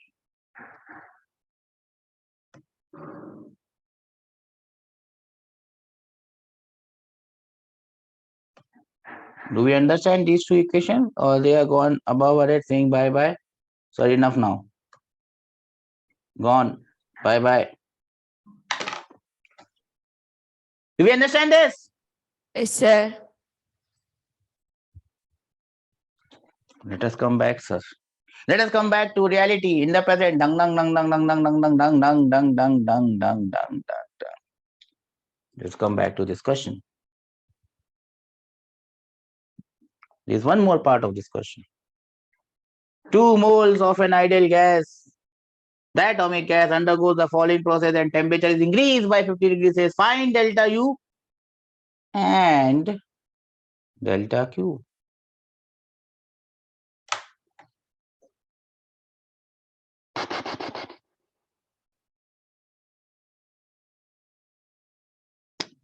You still get a chance to redeem yourself. I always say students are like cash cards, cash vouchers. Sometimes a cash voucher does not work. Maybe you put the code wrong. But you can always redeem it with the right code. So I hope now the code will be right and the answer would also be right. You have 2 minutes to show your talents. Else I will place myself. First one 250 R, second one 350 R. Ah. First one, 250 R, second one. 350 R. Now we are good. Now we are good. So now how do I do it? First of all, I take this rubbish thing out. Ding, ding, ding, ding, ding, ding, ding, ding. And I start the question again. So I've already calculated the change in internal energy for constant volume process. Now I can write the heat required for this process. And incidentally, both of these are same. Why are both of these same? Because something else is 0. And we will understand what that something else is. This is also NCV delta T, my dear friends. And you will end up with 250 R. We understand this, or this has gone above our head? Sir, ab to ho gaya. Done. Done. Yes, sir. Ho gaya. Okay. Let us now calculate delta U for this process. Remember, it is always NCV delta T. Nothing can change that. So it is 250 R. Let me now calculate the heat required in this process. Delta QP. And this, gentleman, is equal to NCP delta T. 2 into 7 by 2 R into 50. And this answer is 350 R. Do you understand this? The difference between the two gentlemen.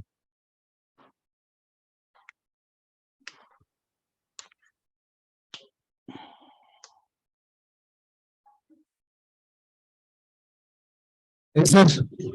Okay? Come, sir. Chalo. Let me see if I have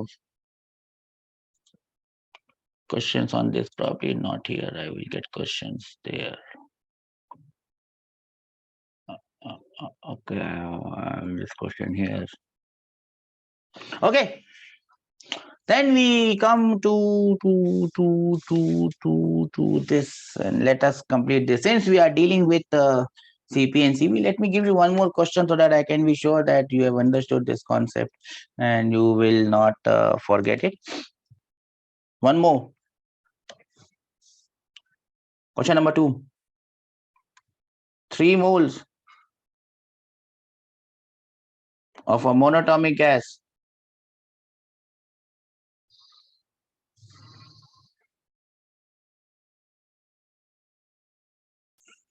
Temperature is raised, temperature is decreased by 40 degrees Celsius.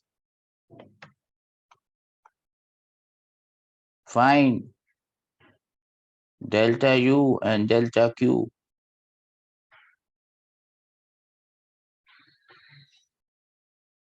Constant volume.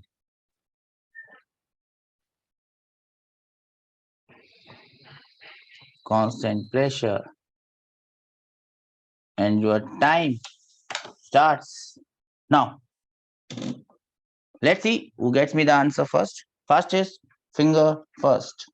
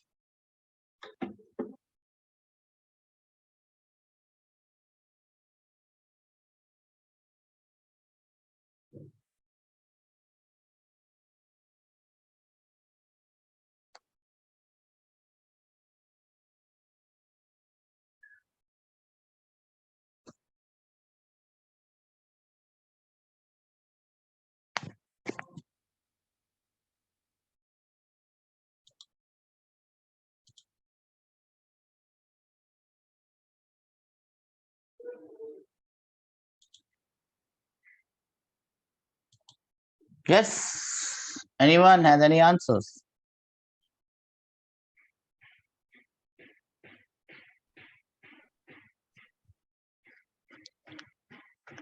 R, sir. 180 R what? At constant value. What at constant volume? Delta U. Okay.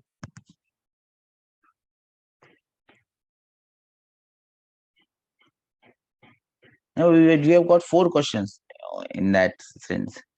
We have got 2 parts of question number A. We have got 2 parts of question number B. I think you need more time. I'll give you.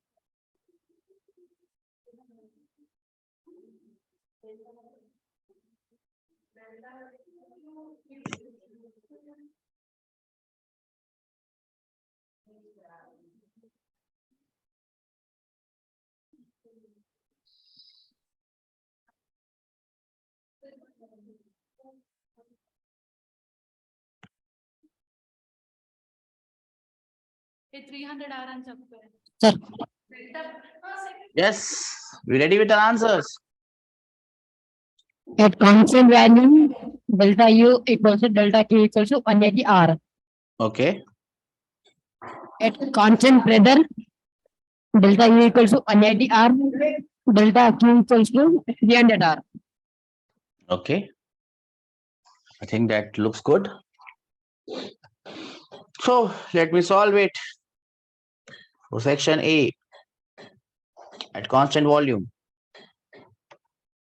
delta U is N CV delta T. N is 3. Monatomic gas, what is the value of CV? It's 3 by 2 R into change in temperature is 40. So I end up with 20 into 3 into 3. I will end up with 180 R. Delta Q at constant volume will be equal to delta U. Formulas are same.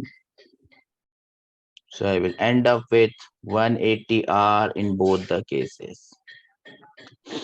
Let me move on to question number B. Delta U in this case is also same. Delta U cannot change.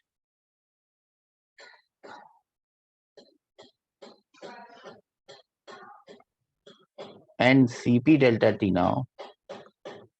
3 Cp for a monatomic gas is 5/2 into change in temperature is 40, and I now end up with 300 R.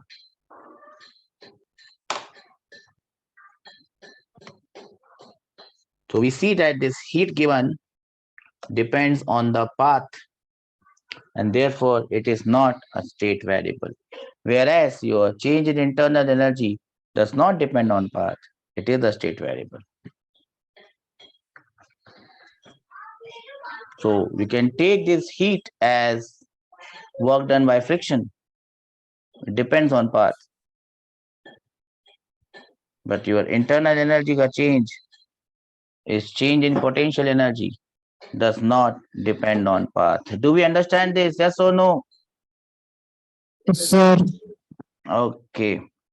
And since we are dealing with Cp and Cv, I don't know whether I have given you this or not. Let us write a few formulae for a mixture of non-reacting gases. Did we write this?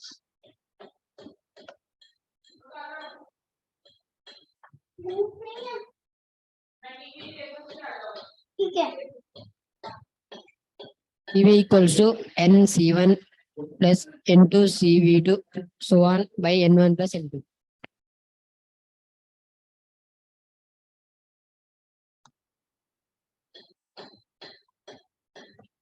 Mixture of non-reacting gases.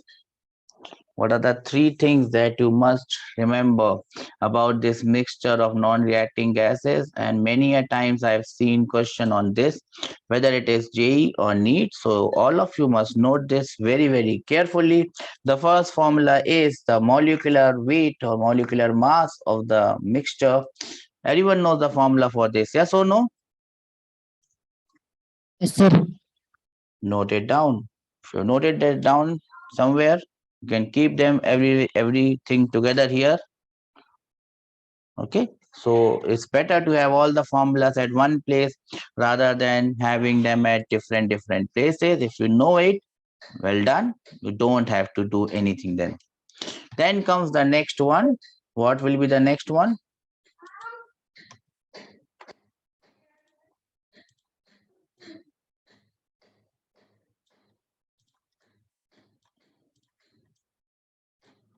The next one is for the CV of the mixture. The CV of the mixture. CV of the mixture is N1 CV1 plus N2 CV2 and so on. If there are more gases, divided by N1 plus N2, the summation of the number of moles. Here they have used small n, I use capital N, nothing else. What is the formula for Cp? If you know this, you must be knowing this one as well. You know the formula for Cp? Yes, sir. N1 CP1 plus N2 CP2 by N1 plus N2. That is correct. The formula of Cp for the mixture is N1 Cp1 plus N2 Cp2 divided by N1 plus N2. If there are more than two gases, you can go ahead and adding them like this. What about gamma for the mixture? No specific formula, sir. No specific formula, sir? No, sir. There is a formula, sir. Gamma for a mixture of gas. So the formula for gamma of the mixture of gas would be what? N1 gamma 1 plus N2 gamma 2 divided by N1 plus N2. Yes or no? It should be like this. Yes or no? No, sir. No, sir. It is not like this, sir. Then like what, sir? Then like this, sir.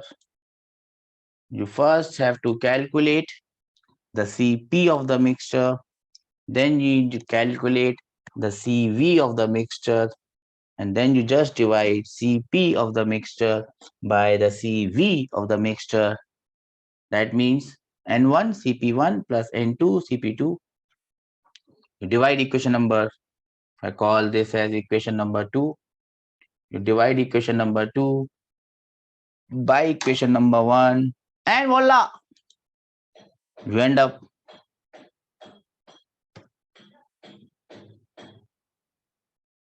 with the formula.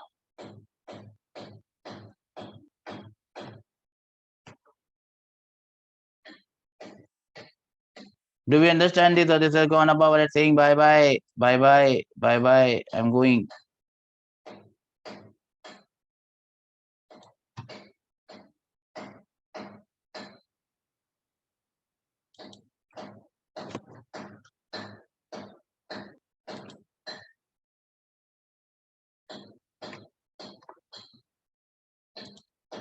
Noted it down, bacha?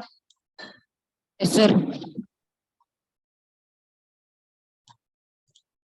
Then comes this small question. 1 mole of a monatomic gas is mixed with 3 moles of a diatomic gas. What is the molar specific heat of the mixture at constant volume? I'll give you 2 minutes to solve it.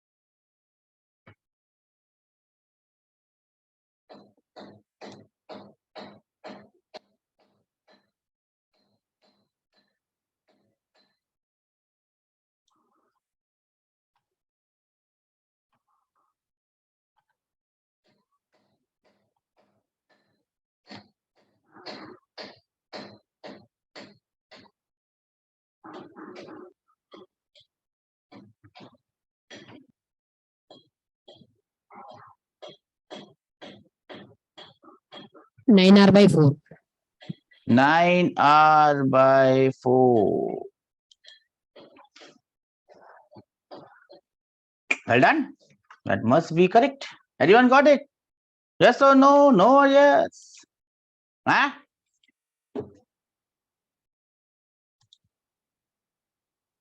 No answers from anyone? Are we there? Everyone? Ting, ting, ting, ting, ting. Yes, sir. Oh, we have gone. Girls have disappeared. Got it, sir. Abhiram says, got it, sir. Abhiram, well done. You have been doing great. Got it, sir. Got it, sir. Okay. So, how are we supposed to do this? Anyone? I'm looking for another question, and I've got it. Yes.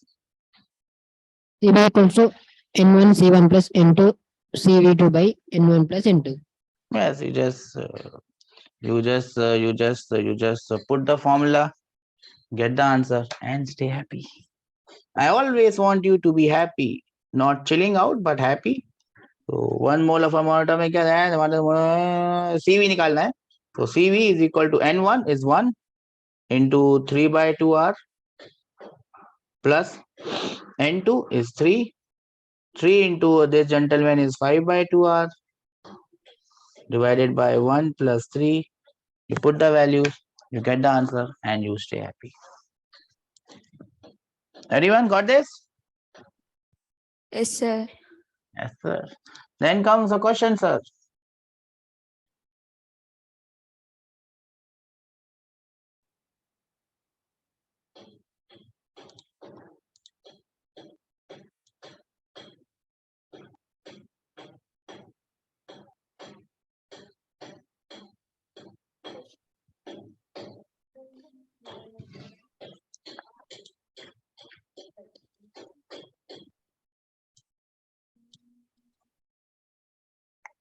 Best of luck, sir.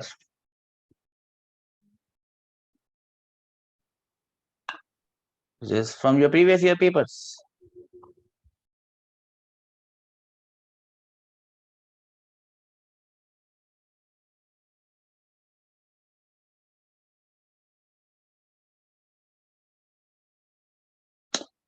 Two moles of helium gas is mixed with 3 moles of hydrogen gas. What is the molar specific heat of mixture at constant volume?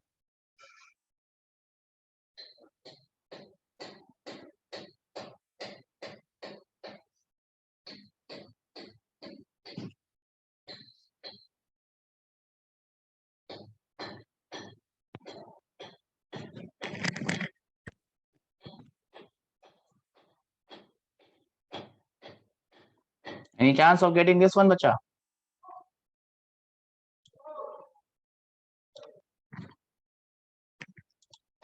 This is from your previous year papers.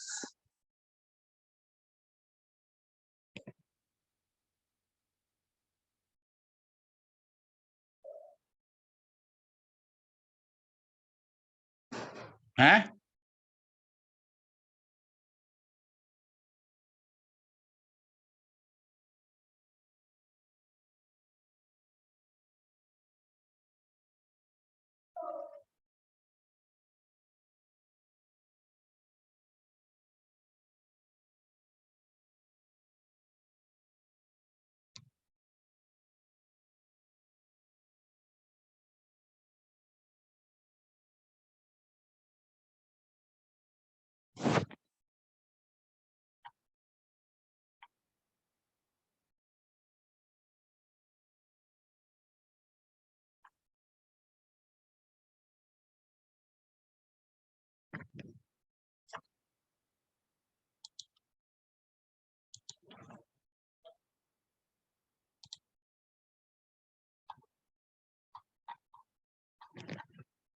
Sir, C.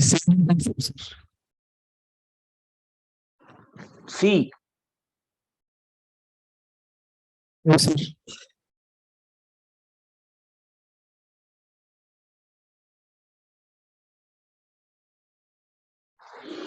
Just give me a minute. I'm looking at something. Looking at the next question. Yes. Let me check the answer, what I have got and what you have got. Okay, I've lost the answer. Just tell me what is the answer. I mean, it is simple, right? It is as simple as you get. No, I have the answer. 17.4 is the answer that I have. Is that correct? Yes, sir. Congratulations. How did you do this?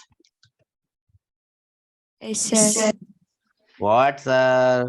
This formula brings C is equal to Yes, you just need to apply that formula, get the answer, and stay happy. Yes or no?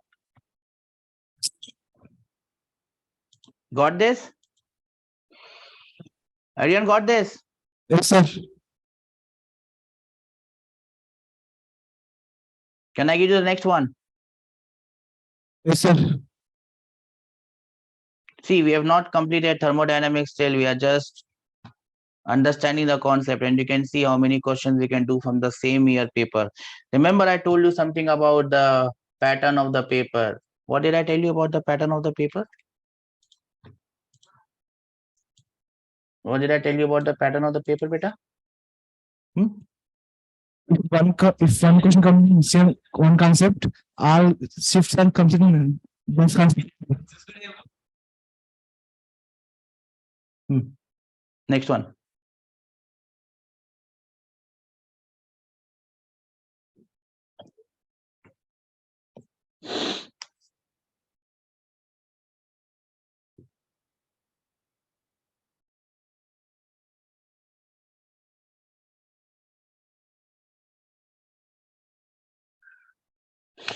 A cylinder with fixed capacity of 67.2 liters contains helium gas at STP. The amount of heat required to raise the temperature of the gas by 20 degrees Celsius.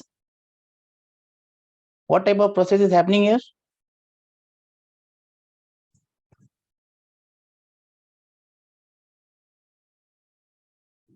Huh? Constant, sir. Which one? constant volume. Yes or no? Yes, sir.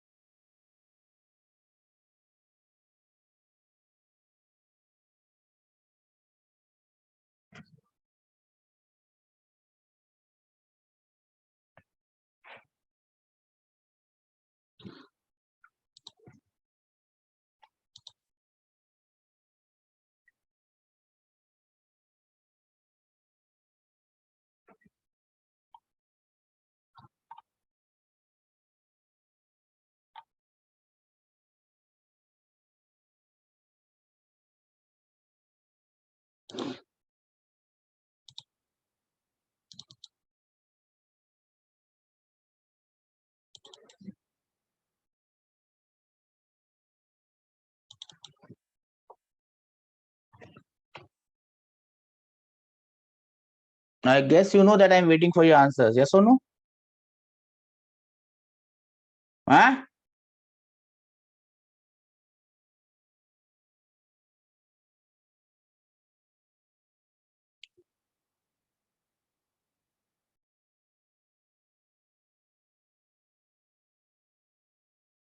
Shall I help you out? Yes, sir. You just have to put NCV delta T. Yes or no? Yes, sir. You just have to find out the number of moles. For that, your chemistry should be good enough to get you the number of moles. My chemistry is not so good. So I will struggle. But I Yes. hope you will not struggle.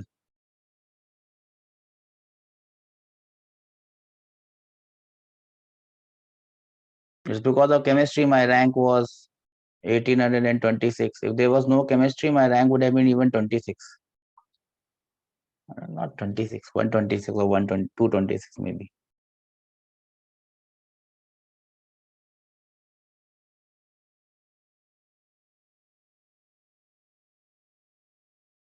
I'm waiting for the answers, beta.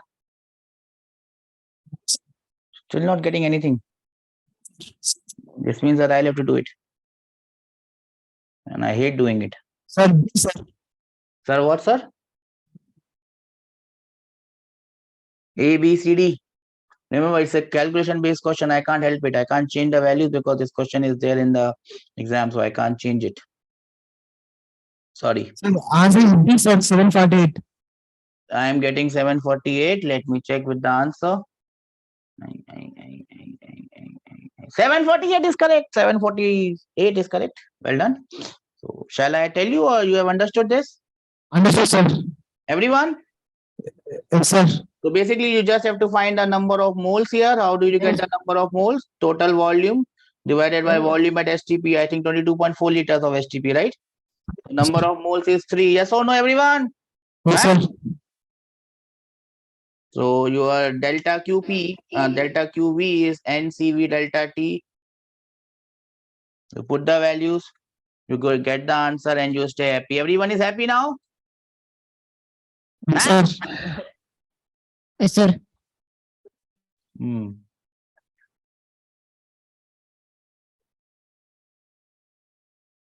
Mm-mm. Mm-mm. Mm-mm. Mm-mm. Mm-mm. See, I told you a pattern, and this pattern is followed everywhere, every time. So give me the answer. Fatafat, fatafat, fatafat, fat, fat, fat, fat, fat. Fatafat, fatafat, fatafat. Fat, fat, fat, fat, fat. I will not even waste the time in reading the question. Get me the answer first.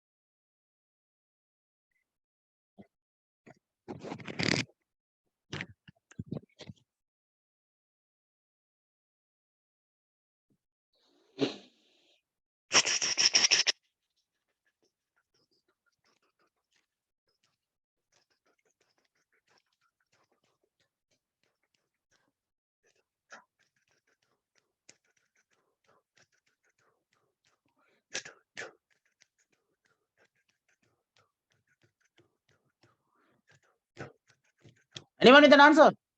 I sang you a song also in the meantime. Huh?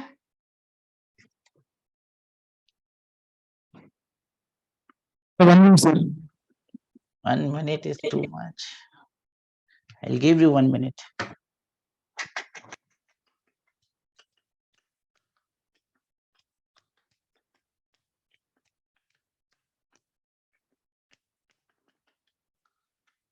Answer B, sir. 15 RT. Which one? 15 RT. 15 RT is the answer that I'm getting. Let me check with my answer. This is question number 13 here. Answer to question number 13. 13. Where is this? Huh? 15 RT is the correct answer. Well done. How did you get it? You just have to find out. The total internal energy of the mixture is N into CV of the mixture into not delta T but T, right? Yes or no? N is the number of moles. The total number of moles. What is the total number of moles, bacha? 3 plus 4, 8 plus 3 plus 5, 8. This CV is the CV of the mixture. N1 CV1 plus N2 CV2 divided by whatever. N1 plus N2. Everyone got this answer? Yes or no? Can I have raise hands that we understand this, sir? Yes, sir. Yes, sir. Yes, sir.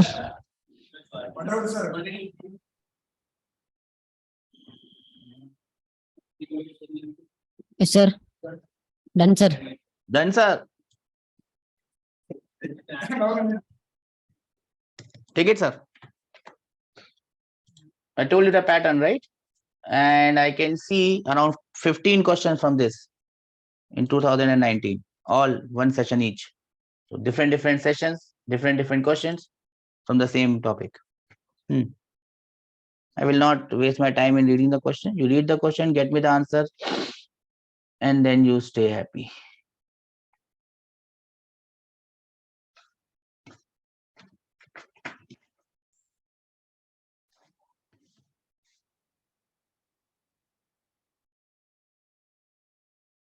What is the question? The specific CP and CO are gas of a atom in molecular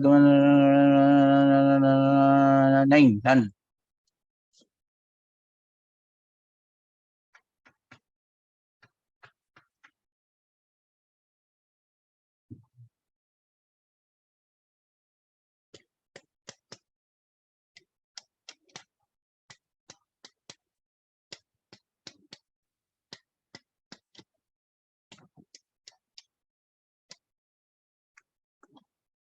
No answers? Got caught?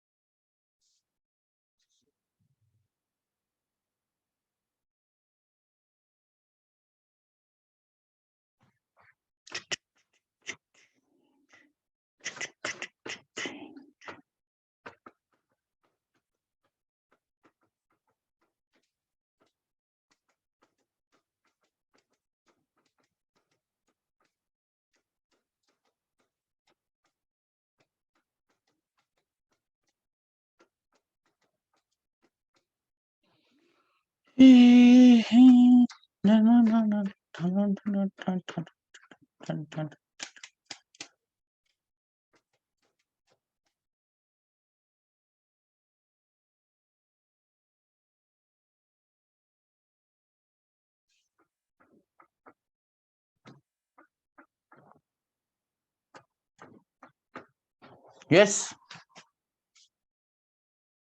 How to get it?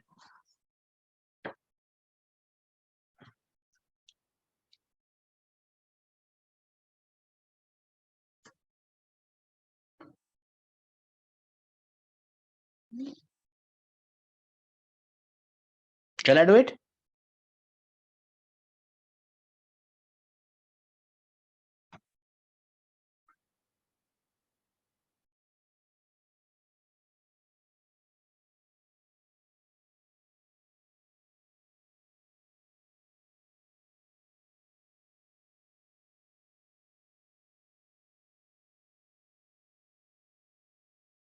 Okay, you've taken so much time, that means something is wrong.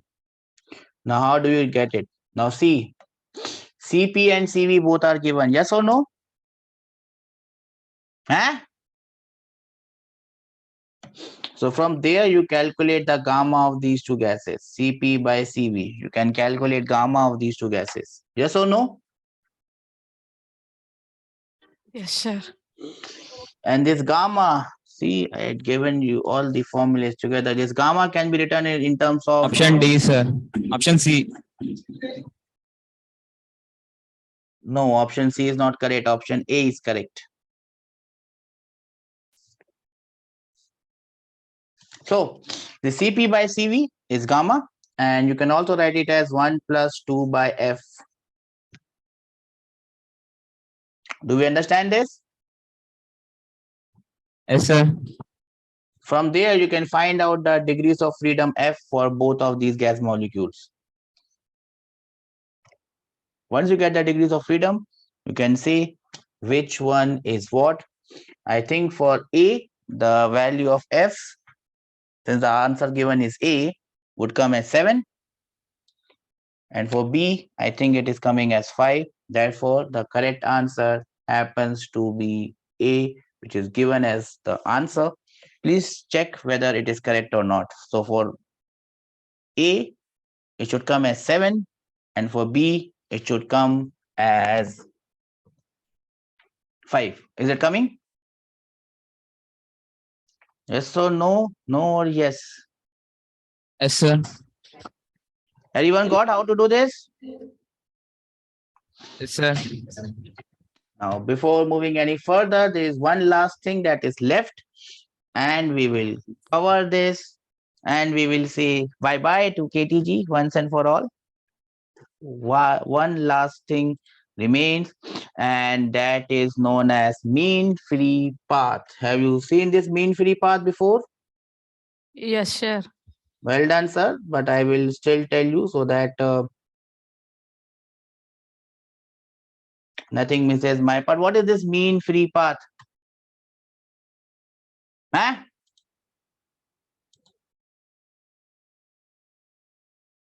Tell me fatafat, I don't have time. You know it, so tell me fatafat. What is the mean free path? The average distance between two successive elements. Yes. Whenever these gas molecules are there in a beaker container, they are constantly in motion and they are constantly colliding with each other. In between two successive collisions, they will travel different distances. Obviously, that distance is not constant. The average or the mean of everything is known as mean free path. Do we understand this? Yes or no? No, yes. Yes, sir. I'm going to tell you are a series of formulae, and you don't have to go into how these formulas are achieved. You just have to remember them, because if you can remember them, and if you're unlucky or lucky, you will get a question directly based on that. So, mean free path is the average distance traveled by the gas molecules. You must know its definition. Yes or no? Do you know this? Yes, sir. Well done, sir. Then you can write this. Oops. Then you can write this in this fashion, my dear friends. Oops.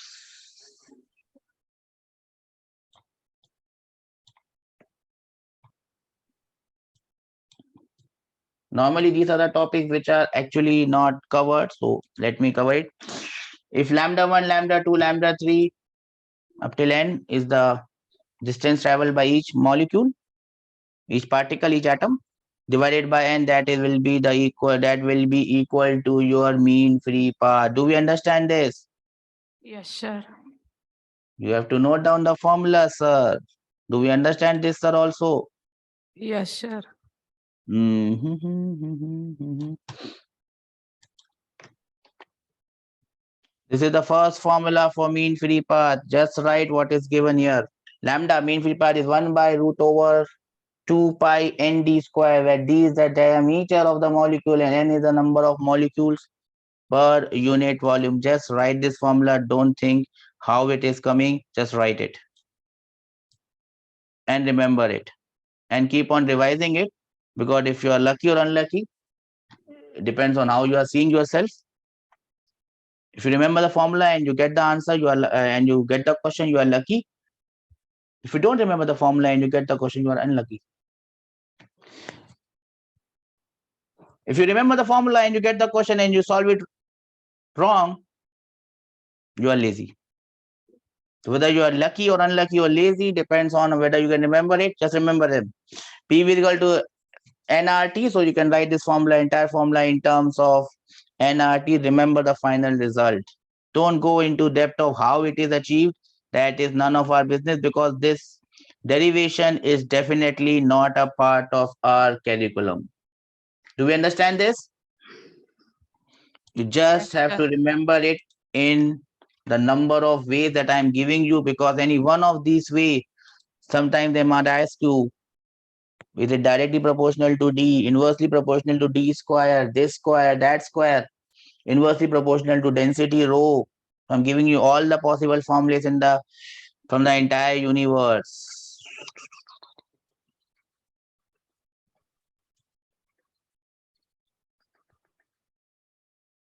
Do we understand this? Yes, sir. I hope you are not sitting in a pravachan and just looking at things. You are also noting it down. I might look like a Baba, but I'm not giving a pravachan here. Okay? If the average speed is V, or you can write it as V average, so lambda will be V average into T by N, or V average into T. N is the total number of collision in time. T is the time interval between two successive collisions. Remember, very important formula is here.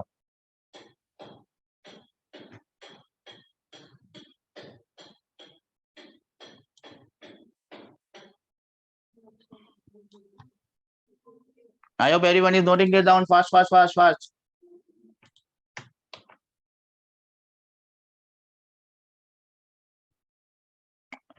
Yes or no? No, sir. You are not noting it down? We are noting. So note it down. I'll put all the formulas together. So you can just note them down. Take a deep breath. Note them down. It will take some time for you to get used to this formula. I understand this. But I had to finish it in this class so that I can't even explain them, because these are just formulae and you just have to remember it in as many ways as possible. And I can't help you with that. There's something that I can't help you. There's something that I cannot make you understand. There's something which are beyond the scope of this course. Just have to remember the formula. And this is one particular thing. Just have to remember it is directly proportional to what? Inversely proportional to what? And I hope that you don't get a question where you have to use this formula, because then it will require a lot of calculations as well. And you might commit a mistake in those calculations. I'll give you 2 minutes to note it down. Once you note it down, please let me know.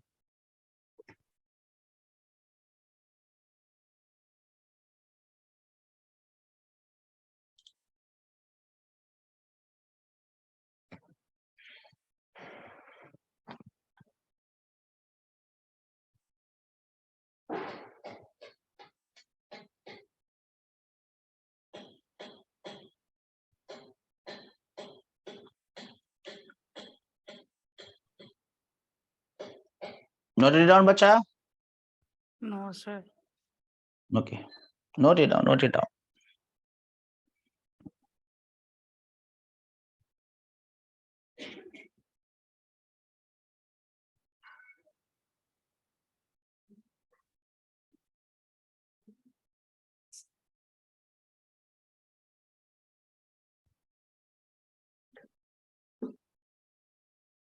The last of the two are just a repetition of what I've done. It is just to show you that it is inversely proportional to density and inversely proportional to pressure at constant temperatures. Do we understand this? So last two formulas are not new. They are just repetition of the previous one. Do we understand this? Yes, sir. They're just to make you understand how it is proportional and to what it is proportional. Shall we move ahead in life? Life has to move on. Yes, sir. Everyone, sir? Wait for 1 minute, sir. Remember, you might not find this formula in books. You might not. This is the only place you will get it. And I have collected it from a lot of sources from here and there. And all Done, sir. Done, sir? Yes, sir. Everyone, sir? Yes, sir. Yes, sir. Then the question, sir. If the mean free path of atom is doubled, then the pressure of the gas will become what? P by 4, P by 2, P by 8, P.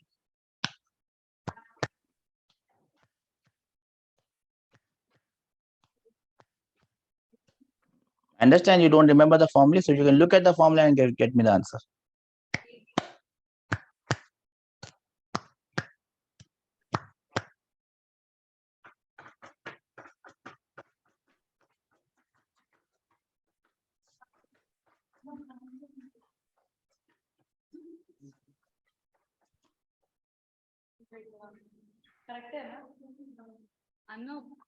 Got the answer? Yes, sir. Option B. Option B. That is what you got to remember. That is what I can remember. Yes, sir.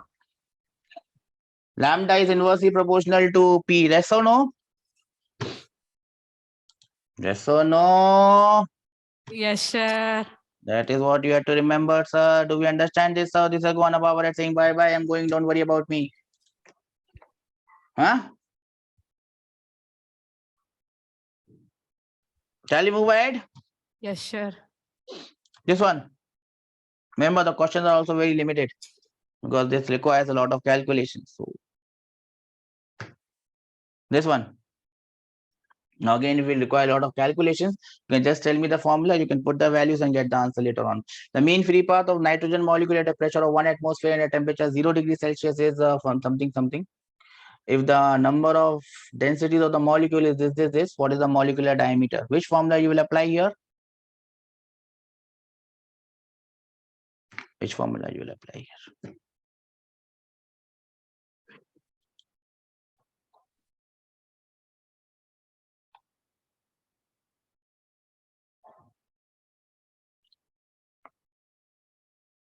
Which formula you will apply here?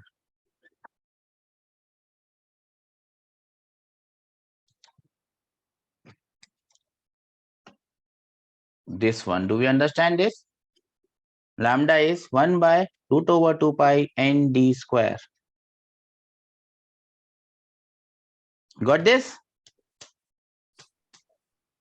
Lambda is given, n is given. You just have to calculate the value of d. Do you understand this? Yes, sir.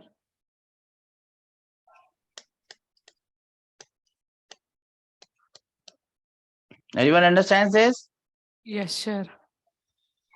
Just have to put the values, remember the formula, put the values, get the answer, and try to stay happy. One question came last year. I mean, last to last year, or last to 2 years.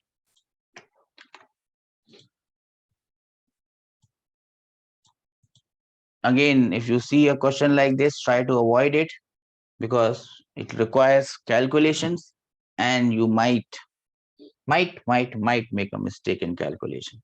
Anyways, 25 into 10 raised to the power minus 3 meter cube volume cylinder is filled with 1 mole of oxygen at a temperature of 300 Kelvin. The molecular diameter of O2 and its root mean square speed are found to be 0.3 nanometer and 200 meter per second respectively.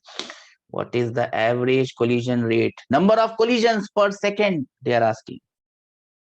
Number of collision per second, they are asking. Number of collision per second, they are asking.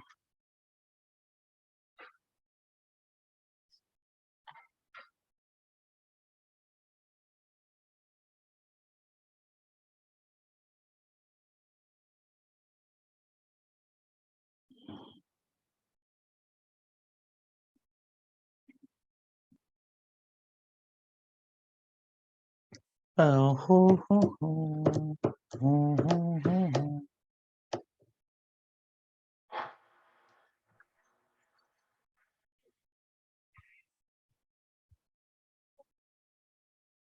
How are you going to do this?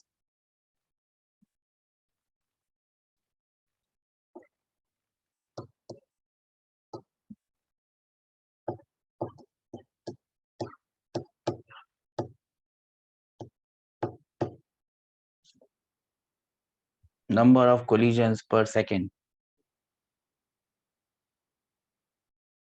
Again, it requires a lot of calculations.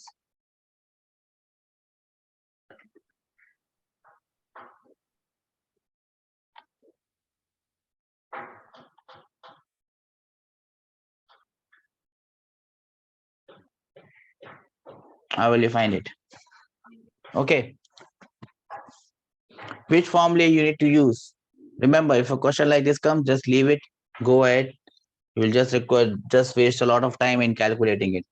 Just to tell you how to do this, you have to find the average collision rate or number of collisions per second.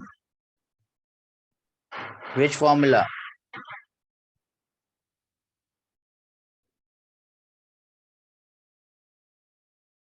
Which formula you need to apply? The first formula is this one. The first formula is this one. Here you have to apply the number of collisions per second. So if you remember the formula, how will you find out the number of collisions per second? So number of collisions per second, n by t, and you will have to remember that formula. That will be V average divided by lambda. Yes or no? Do we understand this? Yes or no? Hmm? It will require a lot of calculations. I am telling you beforehand. V average. Now, how do you get the value of V average? You have to get the value of V average from RMS speed. So you have to then remember the formula of VRMS. VRMS is root over 3 RT by M naught. And V average is root over 8 by pi RT by M naught. So you have to find out V average from VRMS. How will you find out V average from VRMS? So V average will become root over 8 by 3 pi multiplied by VRMS. This is the second step you have to do. Normally in this step you should get the answer, but there is no answer right now. You're getting my point? There is no answer right now. Then you have to find out the value of lambda. Now, how will you get the value of lambda? Your volume is given, your number of moles is given, and T is given. So you have to get that formula of lambda, which has volume, number of moles, and T. So again, you have to go back. Go back, go back, go back, go back, go back, go back, go back, go back, go back, go back, go back, go back, and look for a formula where you have all these things. So if I look very correctly, this is the formula that you will have to apply here. This one, KT by P. But P is pressure here. Pressure is not given. So first you have to calculate or substitute pressure in terms of temperature and volume. So let me go back. What was the formula here? what was the formula here? Lambda will be equal to 1 by root over 2 KT by pi d square into P. This was the formula. What all things are given? Volume is given, mole is given, and room temperature is given. So I will have to convert this Vp into V.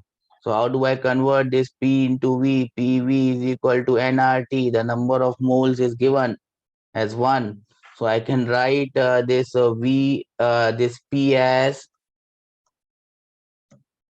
this P as 1 by 2 KT by pi into diameter square into P.